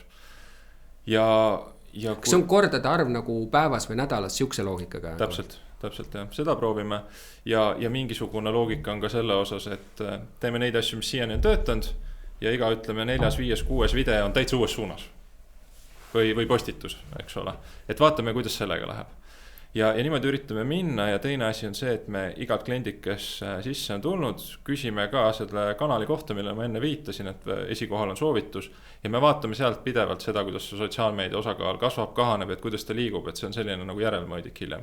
Aga kas sa lähed nagu meedia planeerimisel, ütleme sotsiaalmeedias niimoodi, et sa vaatad, te teete mingit sisuturundus, noh, ütleme elemente või aspekte ja siis te vaatate, et mingi asi saab juba nagu parema sellise nagu noh, reageerimise ja siis te panete sinna nagu klassikaliselt rohkem raha alla ka et boostida? Jah. Me boostime suhteliselt vähe kusjuures. Me boostime päris vähe, sest sealt sai nagu ilusad numbrid kätte, aga see kuidagi genereerunud väga müügiks meil, väga uuteks klientideks. Et me oleme väga palju üritanud, väga sarnane nagu oli, ma viitsin ajakirjandusele. Et see filter ongi lõpuks lõpptarbija, et sa ostad boostiga endale ilusad numbrid, neid on uhke näidata, aga see ei viita sellele, et su sisu kedagi kõnetas. Minu silmis sotsiaalmeedias ei olegi vaja kellegile seda müügisõnumit nii väga maha müüa, kui on vaja tekitada lihtsalt top of mind'i. Et ühel hetkel, kui inimesel on pangateenuseid vaja, siis ma tulen talle meelde, mis siis, et sellepärast, et ma mängisin mingit naljakat mängu TikTokis, mida ta vaatas või tegin muud, mis ei ole otseselt seotud selle tootega. Aga ma püsin tal meeles ja see on peamine. Ehk sa nagu ehitada awareness'it selle sisu kaudu põhiliselt. Nii, aga jällegi sotsiaalmeedia nagu eksperdid on ju väitnud seda, et orgaaniliselt meie reach'id on tegelikult väga väiksed ja sellest hoolitsevad sotsiaalmeedia kanalid, sest nad tahavad raha saada, et just kui sa ei pääse sellest, et kui sa tahad seda nagu seltskonda laiendada, kes nagu jälgijates või näevad seda, et sa pead seda boostimisraha nagu ostma, et sa ei jaga seda mõtet? Ma täna ei jaga seda mõtet ja see sõltub ka võib-olla kanalitest, et meta osas ma olen isegi osaliselt nõus. Aga näiteks TikTok on täna väga selline kanal, et kui sa teed midagi, mis inimesi haarab, siis see lendab läbi lae väga kiiresti. Et seal hakata boostima ja ostma, jah, eraldi asi on see, et ka meie ostame reklaami sinna. See on ise asi. Aga selle konkreetse sisu kaudu ja nende videode kaudu, mida me tootnud oleme, on meie jaoks kõige olulisem ikkagi see vahetu tagasiside, et kui palju see otseselt inimesi kõnetas. Kuule, aga räägime korra veel siin nendest kahest, võib-olla siis just Metas Instagrami, Reelsi ja TikToki nagu versioonid üle, et seal on nüüd nagu huvitav dilemma. Et eriti TikToki puhul, eks ole, et noh, kaks aspekti on. Üks on see, et sa toodad sisu, eks ole, mis on selline videosisu, mis peaks nagu kõnetama. Ja samas ta ei ole reklaam, on ju, aga ta on reklaamid sugemetega asi, on ju. Ja siis on sul võimalik reklaamipositsioone osta, mida TikTokis ju öeldakse, et tegelikult see ei tohiks üldse näha välja nagu reklaam. Et nad lihtsalt seal scrollitavad. Et me oleme tekkinud nagu jällegi niisugusesse imeliku sfääri, et kui meil reklaamitööstus nagu õpetab, et reklaam peab olema selgelt nagu väga selges formaadis, on ju, mingi pikkusega, mingi sõnum, nii edasi, ja ta peab mõnes mõttes nagu väike story olema, üks puha, kas tal on mingisugune sõnum seal, promosõnum või mitte, on ju. Et siis nüüd uutes kanalites me peame justkui nagu hakkama hägusemalt olema selleks, et olla nagu üks nendest teistest, on ju, mis siis nagu on nende teiste tarbijate poolt üles pandud, on ju. Kuidas sa selle dilemma enda jaoks, et see kvaliteedi tasand, see nagu lähenemine, et olen nagu reklaam, aga ei ole ka reklaam, et tarbija näeb küll ära, et see on reklaam, aga asukoha mõttes, aga ma teeks selle otsuse, et kas ta on reklaamilikum või ta on selline lihtsalt üldhuvi pakkuv sisu. Ma teeks selle otsuse selle pealt, et kui tihti ma eeldan, et klient mu toote peale mõtleb. Kui see on selline toode, mida ta iga päev käib poest ostmas, siis mul on talle ainult vaja öelda, et täna see on sellise hinnaga. Kõik, mu müük läheb üles, eks ole. Aga pangateenused on tihti sellised, mille peale inimesed aastaid ei mõtle. Ja ühel hetkel on sul vaja mõelda selle peale. Siis mul on vaja tekitada see top of mind'i, sest see väga reklaamilik, otsekohene, kampaaniapõhine sõnum, see on tal nagunii ära ununenud nädala 2-3 pärast, et see jää püsima. Et ma läheks reklaamilikumalt siis, kui klient saab selle ostu kohe praegu ära teha ja ma eeldan, et ta teeb. Aga kuidas sa sellesse suhtud, et et see ei ole alati nii, aga ütleme, et inimesed tarbivad hästi palju meelelahutust sealt, et noh, et sotsmeediasse on öeldud, et tegelikult meil on klassikaliselt kaks asja, et me otsime kas ütleme sellist hariduslikku teadmispõhist inspiratsiooni sisu või siis meelelahutuslikku sisu, on ju. Et kas sa oled nii kaugele läinud, et hakkad otsima mingit meelelahutuslikku pood ka või? Oma kommunikatsioonis? Oleme küll jah, et ma soovitan minge vaadake meie TikToki kanalit ja näete, et on selliseid, hiljuti läks selline video üles, mille peale ma tiimist veel mitu korda küsisin, et kas keegi mind peale seda enam tõsiselt võtab. Me proovime, katsetame ja see võiks olla selline sisseviskaja, aga tegelikult selline baas, mille peale me ehitanud täna oleme, on väga selline üldhariduslik ikka. Et pangajuht räägib sulle 30 sekundiga, mida sa pead teadma enne kodulaenu taotlemist ja me näeme, et see kõnetab inimesi, et need videod lähevad päris hästi. Et lihtsaks nähtavaks teha pangandus üldiselt. Ja teine asi on see, et tuua meie brändi taha ka nimed, keda inimesed näo järgi juba ära tunneksid. No sa mõtled arvamusliidrid oma valdkonnas siis nagu, kes sinu panka nagu esindab, eks ole, ja teab rääk. Aga nüüd see on nagu huvitav aspekt, sa ütled, et sa oled katsetanud seda meelelahutuslikku poolt.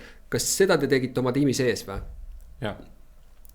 Kuidas selle protsessi nagu kinnitamine käib, et kas sa nagu lähed ka ja jagad ülevalt, et noh, et me teeme, sest vaata huvitaval kombel, et kõik räägivad klassikalisest telereklaamidest, on ju, see on kõikidele nähtav, neid tuleb uudselt protsessi käigus nagu kinnitada, nii edasi, on ju. Noh, osas organisatsioonis on see nagu kiirem, osades mitte, on ju, aga sotsmeedias me kogu aeg toodame midagi. Noh, see ei ole nagu väga nagu mõeldav, et me kogu aeg nagu siis näitame, et kuule, mul tuleb nüüd mingisugune nagu reels või väike asi. Aga kas sa sellise nagu, kui on mingi meelelahutuslik teissugune asi, kas sa seda lähed nagu ütlema, et kuule, et me teeme, et seal võib olla ka tagasilööke? Tead, see ei puuduta ainult sotsiaalmeediat, et eks aeg-ajalt on ikka sellised asju, et kuule, kas me nüüd nii ikkagi teeme, aga see tunnetus on kuidagi nii hästi paika loksunud, et noh, täna kui ma mõtlen meie sotsiaalmeedia feedi peale nii-öelda, mul ei meenu ühtegi postitust, mida ma oleks käinud väljaspool tiimi kinnitamas, et me tegelikult teame, mis need meie sõnumid on ja meil on see eeltöö ju tehtud, et seda eeltööd, et millised meie pikemad plaanid on, korra kvartalis vaatame üle, korra aastas vaatame sügavamalt üle, eks ole, ja me paneme need suunad nii hästi paika, et ega selliseid väikseid nipsust tehtud selliseid tantsin kaameras videoid, noh, neid ei lähe kuhugi kinnitama. Ei, ma saan sellest aru, aga ma mõtlengi, et noh, see on, ma arvan, et paljudel turundajatel nagu suur mõttekoht, eks ole, et noh, et ja sa teed need, ei tee suvalisse, sa teed mingi strateegia järgi, sul on vaja need sõnumid, need, aga nüüd on küsimus, eks ole, et kui sa otsid seda nurka, et noh, et ma teen natukene nagu sellise noh, provokatiivsema, mitte väga hullu provokatiivsusega, aga natukene. Et see on võib-olla selline nagu piiri peal ja võib ka tegelikult pahandada väga paljusid, on ju. Noh, me ei näita need üle ja nüüd mingi moment keegi hakkab uudselt pasundama, eks ole, ja tekitab probleemi kohast, kus sa isegi ei näinud seda probleemi, on ju. Ja siis tuleb mingist väiksest postitusest mingi totaalne jama, millega sealt tegelema ja nii edasi. Kas sa mõtled selle nagu potentsiaalse nagu stsenaariumi peale või? Võib-olla peaks rohkem mõtlema, kui täna mõtlen, aga siiamaani alati, kui me oleme niisuguse riskantsema lükke teinud, siis pigem on ülevalt poolt tulnud alla, et väga õigesti on tehtud. Mitte lihtsalt sellepärast, et riski on võetud, aga sellepärast, et kui sa sellise tugeva sõnumiga tuled, siis sa näitad tarbijale ka natukene, et kuidas sinu ettevõtte selline üldine vaade on, kuidas me asju näeme. Et noh, pangad on ju omavahel jagelenud küll ja kas mõni turundusosakond nüüd sellest endale jama kaela sai, ma ei tea, kas sul jäi silma hiljuti oli see teenustasude kampaania, kus kõik pangad hakkasid võidu jooksma, et Swed ütles, et neil ei ole nüüd teenustasusid, eks ole, siis suur võitkampaania oli see vist või? Ei, väike võitkampaania, vabandust, ja Coop tegi oma kampaania ümber, pani sinna nimeks suur võit. Ja siis näiteks väga, väga lahe lüke, mille LHV tegi, mulle väga meeldis, oli välimeedia kampaania, kus ta ütles, et sõbrad, meil pole olnud, ma nüüd võin aastaarvuga eksida, aga 2009 aastast ühtegi teenustasu. Väga lahe lüke, väga hästi tehtud, ma kardan, et ainult turundajad muhelesid, kuna see maht ei olnud liiga suur, aga selliseid riske ma võtaksin väga julgesti, kui see moment no, ja, need on kaalutletud, sest see on nagu mäng, eks ole, omavahel, aga ma ütleks, et vaata, kuna sotsiaalmeediat, teda on nüüd olnud, eks ole, 15 aastat on ja seal peaks olema juba nagu välja kujunud mingid asi, aga noh, konkurents läheb järjest nagu hullemaks, on ju, ja nende kanalite kasutamine järjest nagu intensiivsemaks, et ma võin klassikalises kohas sulle öelda, näiteks see sama 90-ndatel, kui oli ühispank veel enne SEB-d, eks ole, see Bank Unione nagu reklaamid, et kus noh, mängite selle Itaalia teemal, eks ole, ja see tegelikult põhimõtteliselt nii palju, kui mina olen kuulnud, on ju ikkagi rikkus totaalselt ühispanga kuvandi ära, et sealt kadus see trust ära, vaata, mis on see põhiteema, on ju. Ja seda ometi tehti suurte produktsioonidega, Kaur Kender oli seal taga ja noh, väga klassikalised reklaamid, väga nauditavad reklaamid, aga läks nagu sellise nagu põhiärile ikkagi maksma pikas perspektiiv. No nad on suured organisatsioonid, tulevad sellest välja, aga turunduslikult ei aidanud kaasa.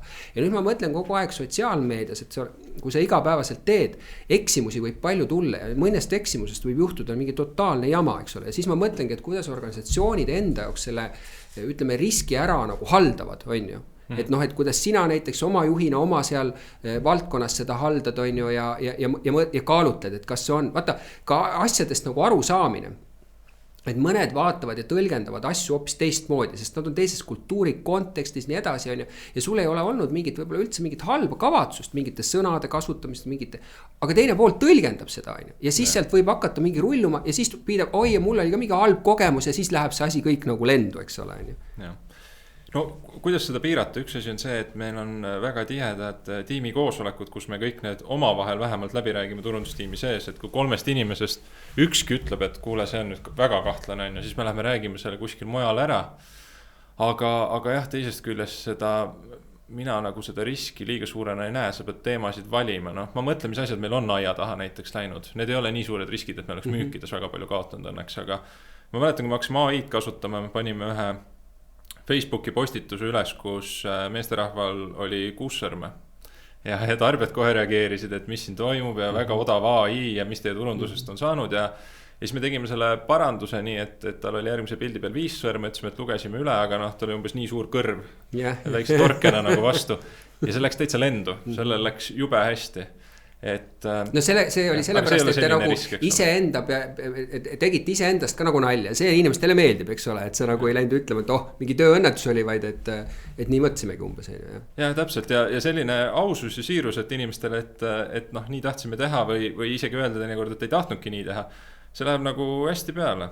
Kunagi ma tegin refinantseerimislaenukampaaniat tegime ja poolitsime sõna niimoodi, et refinantseeri, see oli kriipsi, mis laen, sest esimene ots, et oleks nagu käskivas kõneviisis, et kus on halvad tingimused, loomulikult refinantseeri need paremaks ja mis laen seal juures on ka selline mänguline ja see korjati ka sotsiaalmeedias üles ja öeldi, et me ei oska poolitada, me ei oska kirjutada, nii peaks asju ajama. Aga mina väga nautisin seda, et meil oli palju tähelepanu, inimesed jagasid tasuta meie postitust edasi ja päeva lõpuks kampaania ise oli väga edukas.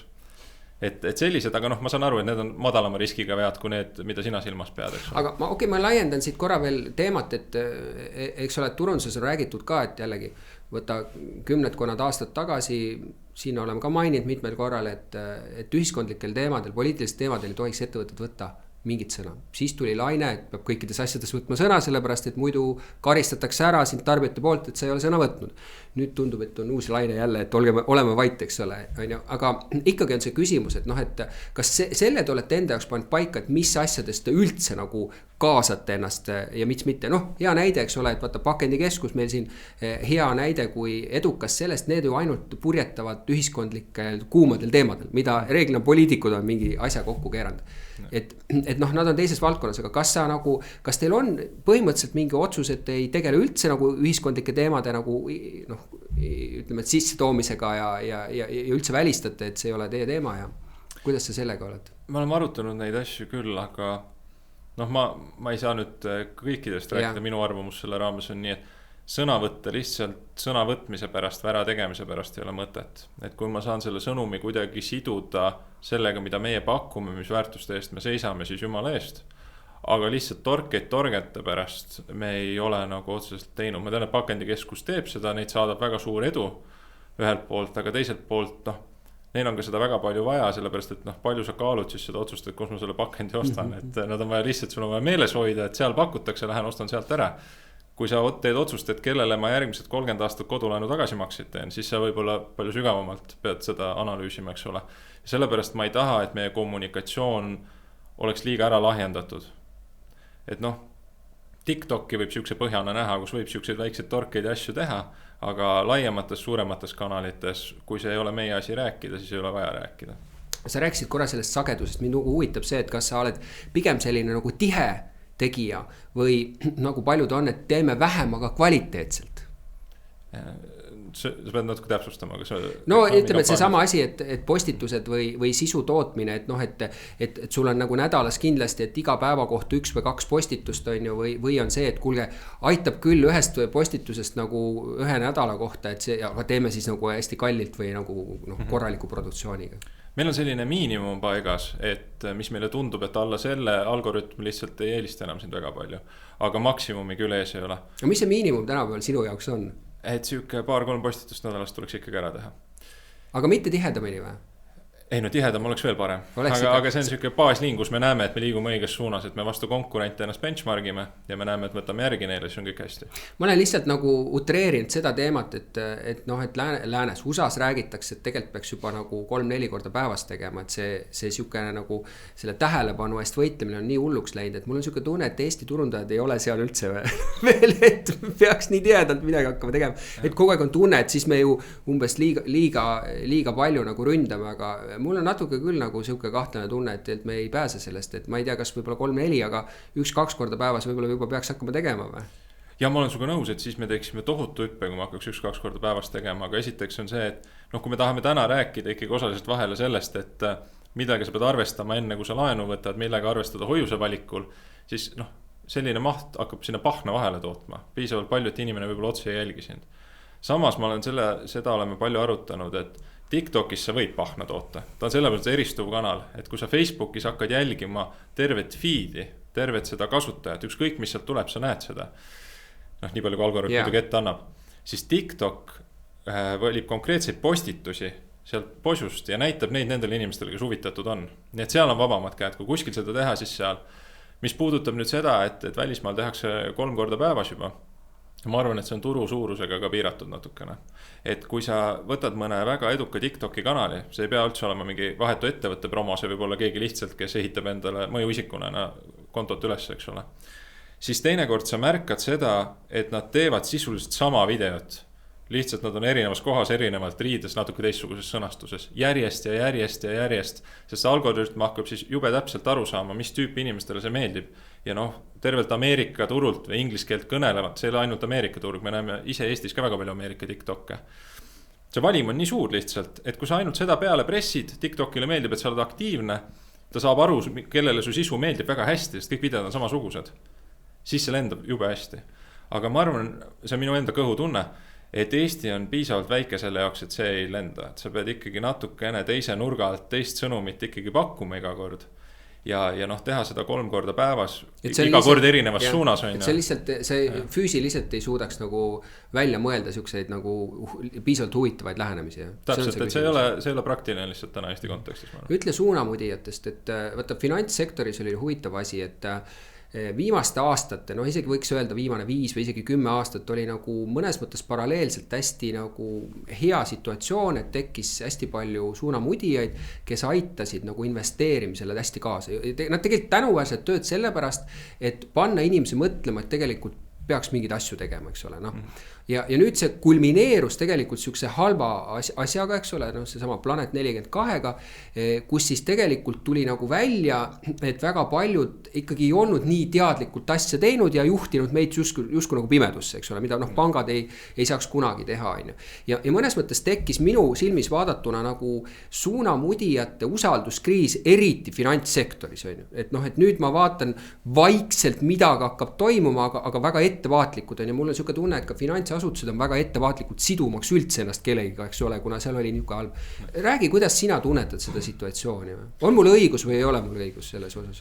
Ma usun, et sul on küll õigus, et mina ise tunnetasin seda nii, ma päris kriisiks ei ole seda nimetanud, aga ma olen suga hästi nõus, et päeva lõpuks mul ei ole ju kontrolli selle üle, et mis see inimene homme ütleb, teeb kuskil ja see ju ikkagi mõjutab see tunnetust ema suhtes kandub üle minu brändile, kui me koostööd teeme. Et ma olen sellega nõus ja meie esimene prioriteet pika puuga on ikkagi see, et meie ise oleksime see mõjuisik. Et noh, väga palju on tänapäeval see, et ei osteta enam seda sisse. No seal on ka palju muid põhjuseid. Üks hea näide Nõost minu arust, kui ma Nõost töötasin, siis oli väga teema see, et olid ettevõtted ja olid mõjuisikud. Kui sa tahtsid sotsiaalmeediat teha, noh, ise ka tehti midagi, aga siis peamiselt kampaaniate raames mindi mõjuisik juurde, tema tuli sul appi, eks ole. Mingi siuke veebileht oli ka, ma nüüd peast ei suuda öelda, ma arvan, et see siiamaani tegutseb, kus sa said kirjutada, milline kampaania sul tulemus on ja mõjuisikud pakkusid ennast ise välja. ja mina otsisin kedagi, kes oskaks lihatoodetest rääkida. Promotlist minu meelest sa rääkisid. Jah, täpselt, jah. Kes oskaks lihatoodetest rääkida, mis nagu paneks oma nüansi sinna juurde, mida me nõus pakume. Ja siis leidsime, lõime käed, võib-olla see ka minu halva eeltöö tulemus, aga siis tütarlaps saatis meile pildid, mida ta tahaks avaldada ja ta oli siis suvel väljas bikiinides ja tal olid need viineriketid kaelas, eks ole, ja need pildid ei rääkinud üldse sellest, et mis meie toodetes sees on ja miks nad kõige tervislikumad on, eks ole. Et see on väga nagu kastist välja näide, aga noh, selle leebemad vormid või siis just kehvemad vormid, kui see mõjuisik pärast osutub mingisuguseks petturiks. Et sellega ma nõus, et see on päris suur risk. Aga noh, selle osas tuleb leida siis see väga õige inimene, tal peab olema väga õige koht ja mis mõjuisikute juures on hea, on see, et kui inimesed ei ole harjunud veel sinu sisu omaks võtma, noh, kui sa oled vähe tuntud on siiamaani, siis väga pikka formaati sinu 5-10-15 minutist videot ei vaata keegi lõpuni. Nad ei viitsi, noh, nad peavad enne teadma, kes sa oled. Et kui sa täna ei ole seal kohas, siis ta stardiks on jube hea kanal. Et sa võtad selle mõjuisiku endale juurde, kes ütleb, et kuulge vaadake, neil on päriselt mingi asjalik asi, et see ei ole aja raiskamine, siia tasub süveneda. Et selles kontekstis ta on mõistlik jooksvalt, igapäevane enda selline awareness'i tekitamine, selle võiks ikkagi ettevõttesse nii sisse tuua. Aga sa räägid nagu sellest, et see mõjuisik ei peaks justkui olema nagu 100% sellise valdkonnaga seotud, nagu need samad on, need investeerimiskurud või midagi taolist. Ta võib olla nagu lihtsalt mingi järgijaskonnaga, kes tegutseb, on hea renoveega ja siis ta justkui ütleb, et kuule, et kui sa äkki sa hakkaksid mõtlema ka investeerimise või mingi muu asja peale, et siis näed, võib-olla on hea variant või? Sa mõtled nagu seda või ikkagi... Ei, no ta võib olla ka valdkonna ekspert oleks ikkagi parem, et neid näiteid on ju palju, USAst on üks näide, Netflixis nägin dokumentaali selle kohta, kus noored ütlesid, et nad tegid platvormi, kus krüptot saab panna enda debetkaardi peale, siis minna selle kohe poodi maksma. Ja siis nemad said tohutu müügi edu peale seda, kui Floyd Mayweather siis neid turundas oma kanalites. No. Pärast, kui tuli välja, et see kõik on pettus, siis tal oli loomulikult hea öelda, et no mis finantsnõuandja mina olin, miks te mind kuulasite. Et selles kontekstis ma arvan, et see on täitsa õigustatud, et tegelikult ta peab sellest valdkonnast ikkagi midagi teadma, sest miks tema, et lihtsalt siuke tühja tähelepanu püüdmine. No jaa, aga siin tuleb üks siukene nagu nüanss juurde, et noh, et te olete ka reguleeritud valdkonnas, on ju, kuivõrd sa üldse nagu oma tegemisi, oma kommunikatsiooni pead juriidise osakonnaga kooskõlastama tekstiliselt? Absoluutselt kõike. Mitte üks postitus ei lähe välja, mitte üks reklaamikampaania ei lähe ülesse, kogu kommunikatsioon käib meil aga siis kui me rääksime sotsiaalmeediast, siis ma võiks öelda, et teil on mõnes mõttes laiendatud meeskond, et kuskil on keegi veel, kes nagu ikkagi vaatab, et kuule, mõelge ikka seal, et kas see on, et jah, et ma jään hinnagut võib-olla sellele sotsiaalsele poolele, eks ole, mis te mõtlete, aga noh, et sisuliselt see küll nagu õige ei ole või? Täpselt jah, et me nimetame seda riskihinnanguks, mis nad annavad, eks ole. Ja noh, alati üritame rohelises olla, kui tahad natuke midagi riskantsemat teha, siis pead juba kõrgemal tasemel kinnitamas käima ja need protsessid on panka väga selgesti sisse kirjutatud. Ja. Kas nad on pigem su sõbrad või on sellised nagu sparring partnerid, kellega siis sa pead piike, mitte halvas mõttes murdma, aga et näed, et sa tahad midagi kuidagi rohkem öelda, aga näed, ei saa jälle ja kas ikka on õigesti niimoodi nagu... Me oleme leidnud väga hea sõpruse, oleme leidnud meeletult hea sõpruse, et mina luban, et ma ei tule millegi väga pöörasega, eks ole, ja teie ärge meid liiga palju pidurdage ja üritame asjad hästi ära jääda, et see töötab tegelikult väga hästi meil see suhtlus, jah, et panka tulles see tundus ju meeletu. Mis asja, ma ei saa ühte bännerit postitada enne, kui jurist on mulle ütlenud, et see on okei. Aga noh, reklaamiseaduse piirid on päris kitsad panganduse ja finantsasjade jaoks üldse. Üldiselt Eesti riigi tasandil, aga noh, Meta näiteks eelmisel aastal tegi ju selliseid lükkeid, et nad hakkasid oma kontrolle tekitama. Piltlikult sa ei võinud postitusse enam kirjutada märksõnu nagu protsent või laen või muu selline. Noh, see kohe oli oht, et su konto pannakse kinni või sa saad straigi vähemalt sealt, eks ole. Et see level on meil nüüd lisaks veel tulnud. Noh, nüüd tundub, et see Ameerika presidendivalimistega seoses tundub, et Meta on järgi andnud igasugustes reeglites ja sõnavabadus on uus suur märksõna, eks ole.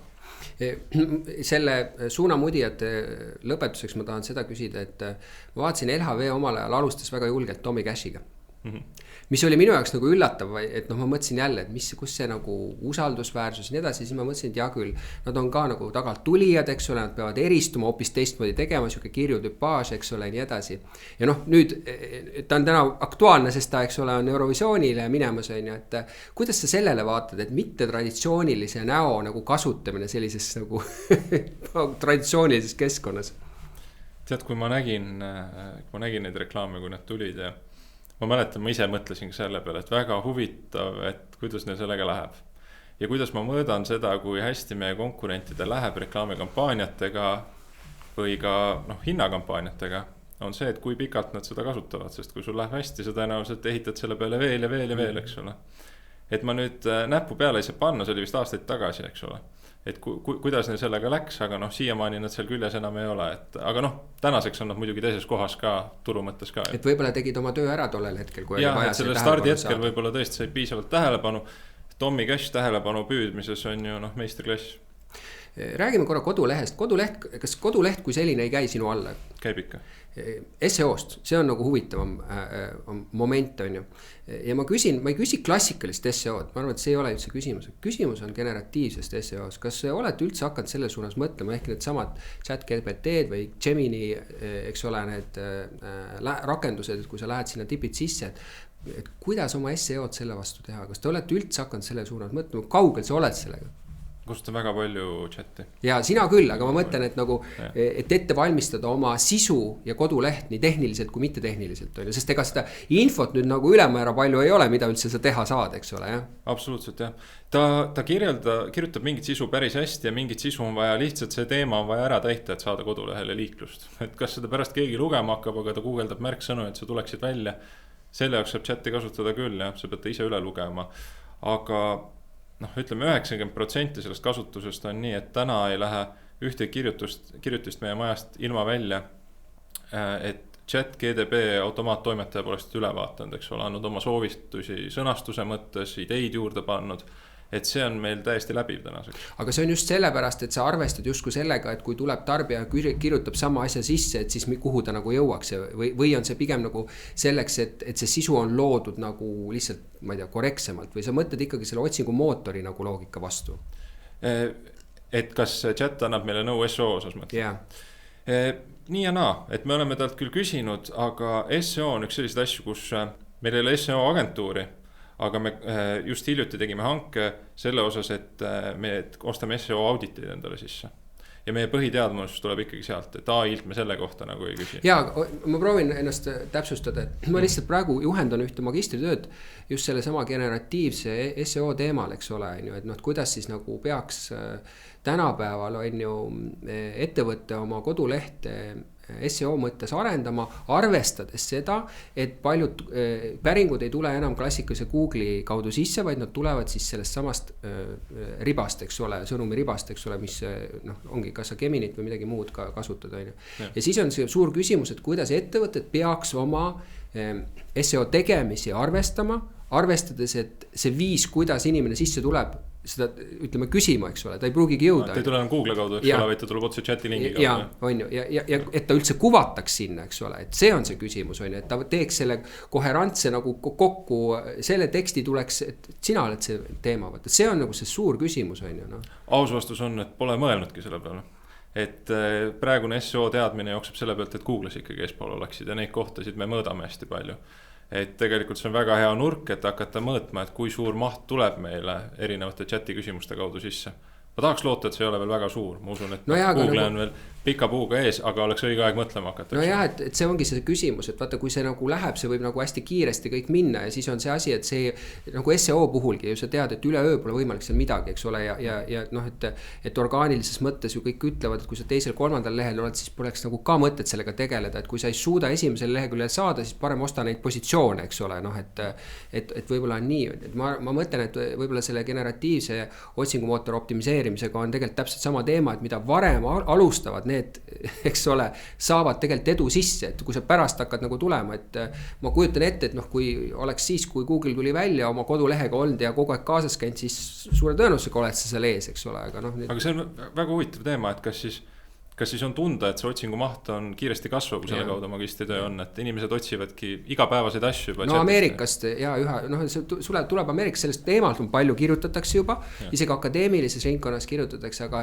et ega seal on täpselt sama vähe teadmist, nagu on seal klassikalises SEO-s, seal on lihtsalt praktikat rohkem ja midagi proovitakse arvata. Ja see on keelemudelite lõikes erinev, ma kujutan ette, chat otsib ühtemoodi, Gemini teistmoodi, eks ole. Jah, no täna ma ei tea seda, eks see konkreetne töö annab ka mingi vastuse, aga ega ta nagu ta ei olnud doktoritöö, eks ole. Ma lihtsalt nagu olen pidanud tänu sellele rohkem sinna vaatama, see teema on iseenesest jube huvitav ja nagu aktuaalne, et ta viib läbi, sama inimene teeb, kes tegi baka tasemel, tegi SEO teemal, eks ole, ja nüüd ta viib läbi ka intervjuusid, et on hea vaadata, mis see tulem tuleb, et kohalike tegijatega, kui palju üldse tegeletakse, kes tegelevad, on ju.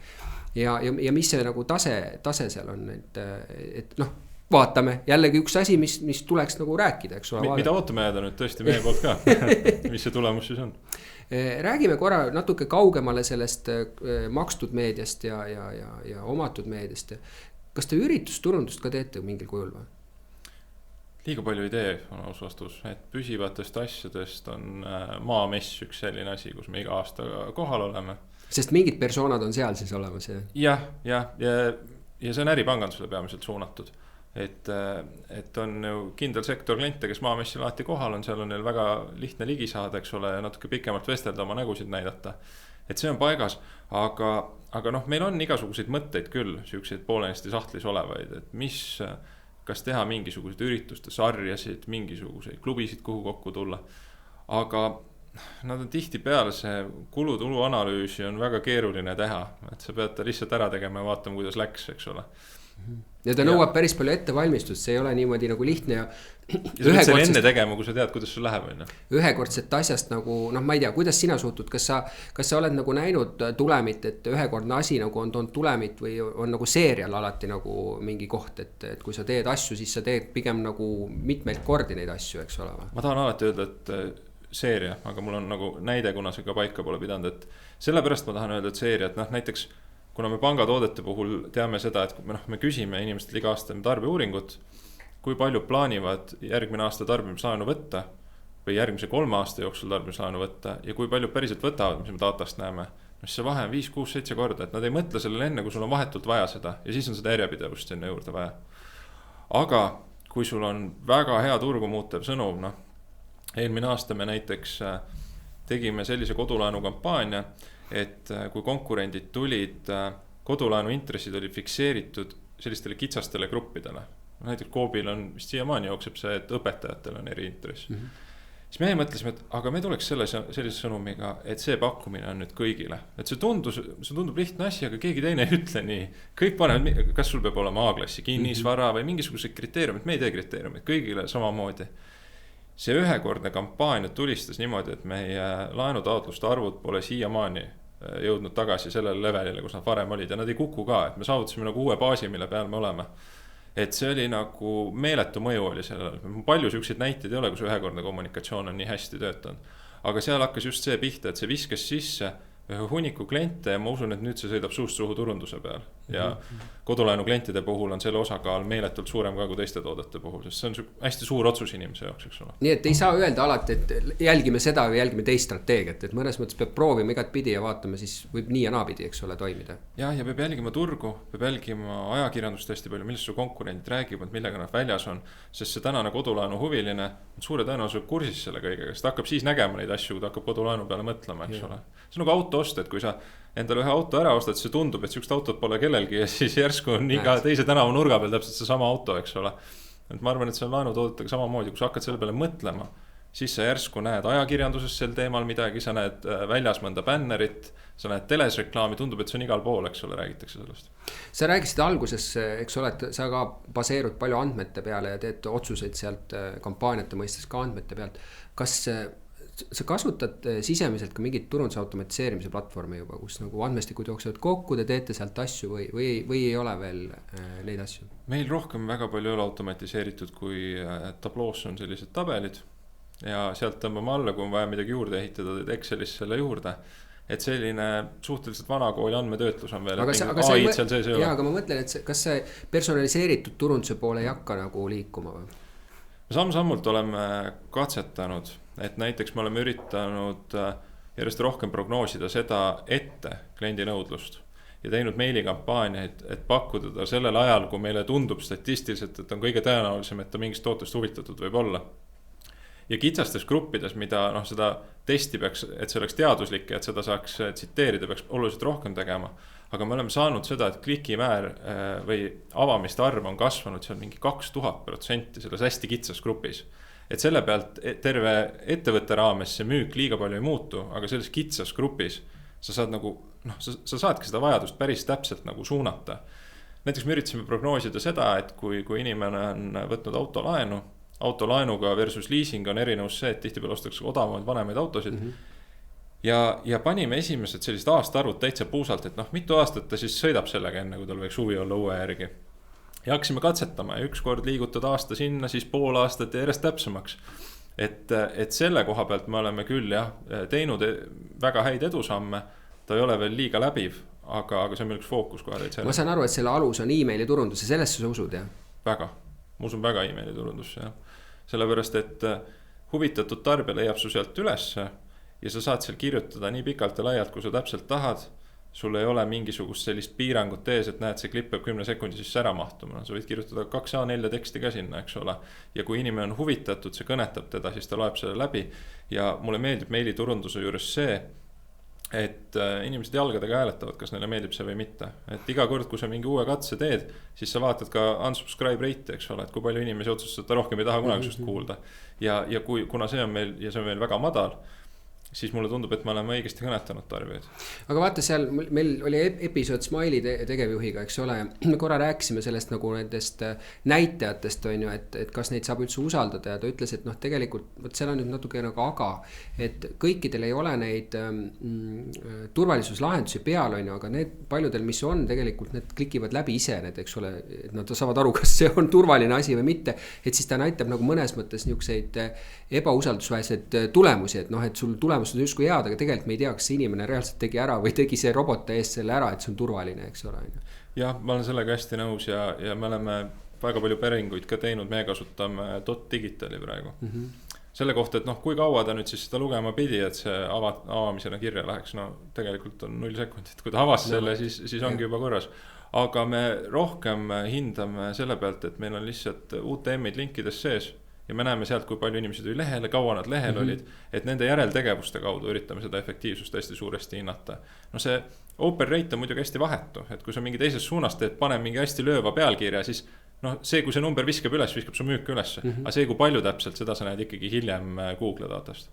Ma lõpetuseks tahan korra veel tehisintellekti juurde minna, et juba puudutasid ka, et teinud kampaaniaid.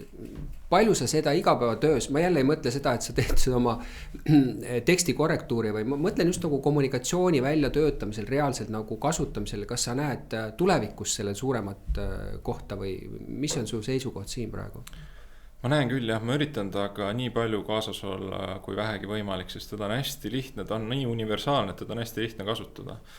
Meedia planeerimisel on väga palju meile üritatud erinevaid mudeleid maha müüa, mille alusel peaks otsustama, eks ole. Aga seal on nii palju muutujaid ja tihti need, kes sulle selgitavad seda või paljud turundusjuhid ütlevad, et mina ka täpselt ei tea, kust need numbrid tulevad, eks ole. Ma olen väga palju kuulnud seda, aga tundub, et nad on õiged. Et AI puhul on see, et seal ei ole see black box ei ole nii suur, et sa tead, et ma lõpuni ei usalda seda, mis ta ütleb, aga ma saan pisteliselt kontrollida ja vaadata. Kus ma teda kõige rohkem sisse olen toonud?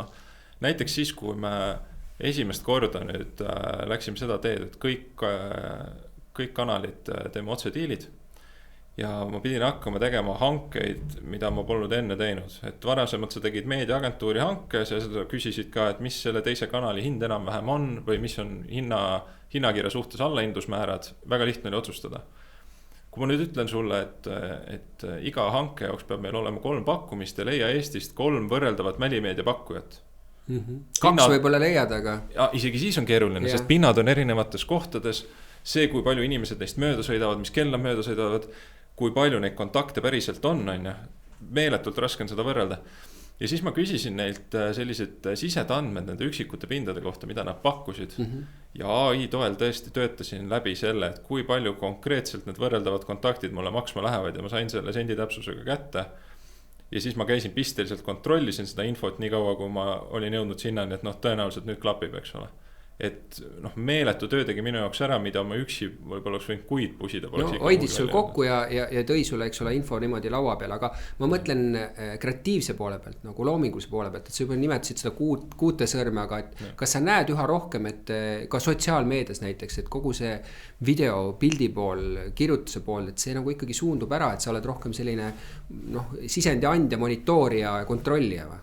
Tead, ma olen hästi palju mõelnud selle peale, et noh, täna on vastus see, et nii nagu see minu chat mulle vastab, ma olen üritanud talle ka sisendit anda, aga täna ta on selline, et ega loovlahendustes ma sealt palju ei saa. Et ta noh, sellised baasasjad, mis sa oled ise ammu ära katnud, välistanud, see ei tööta sellepärast, et lahendused on teada, eks ole. Ta ikka pakub sulle neid välja, aga ma olen mõelnud selle peale, et tegelikult tuleks hakata süsteemselt üles laadima talle erinevaid otsuseid, võib-olla isegi kui pangasaladusest turunduskoosolekul ei räägi, võib-olla isegi koosolekute protokolle. Ja kui seda nagu kuude pikkuselt teha, ta hakkab ühel hetkel mõistma sind, siis võib selle loovlahendusel hästi palju sisu olla. Aga täna loova poole pealt me sealt liiga palju ei võta. Et noh, üks asi, millest me rääkisime, on SEO jaoks mingisugused tekstid, sealt saab alguse kätte. Aga muud, et teeks uue visuaalse loovlahenduse ja võtaks sealt mingisugused ideed, mida täpselt kus näidata. Ma ei ole täna ise, lihtsalt edulugu ei ole sellega seoses. Aitäh, Artur, et leidsid aega meiega oma mõtteid jagada ja aitäh siia tulemast. Aitäh kutsumast. Kõik head. Kõik head.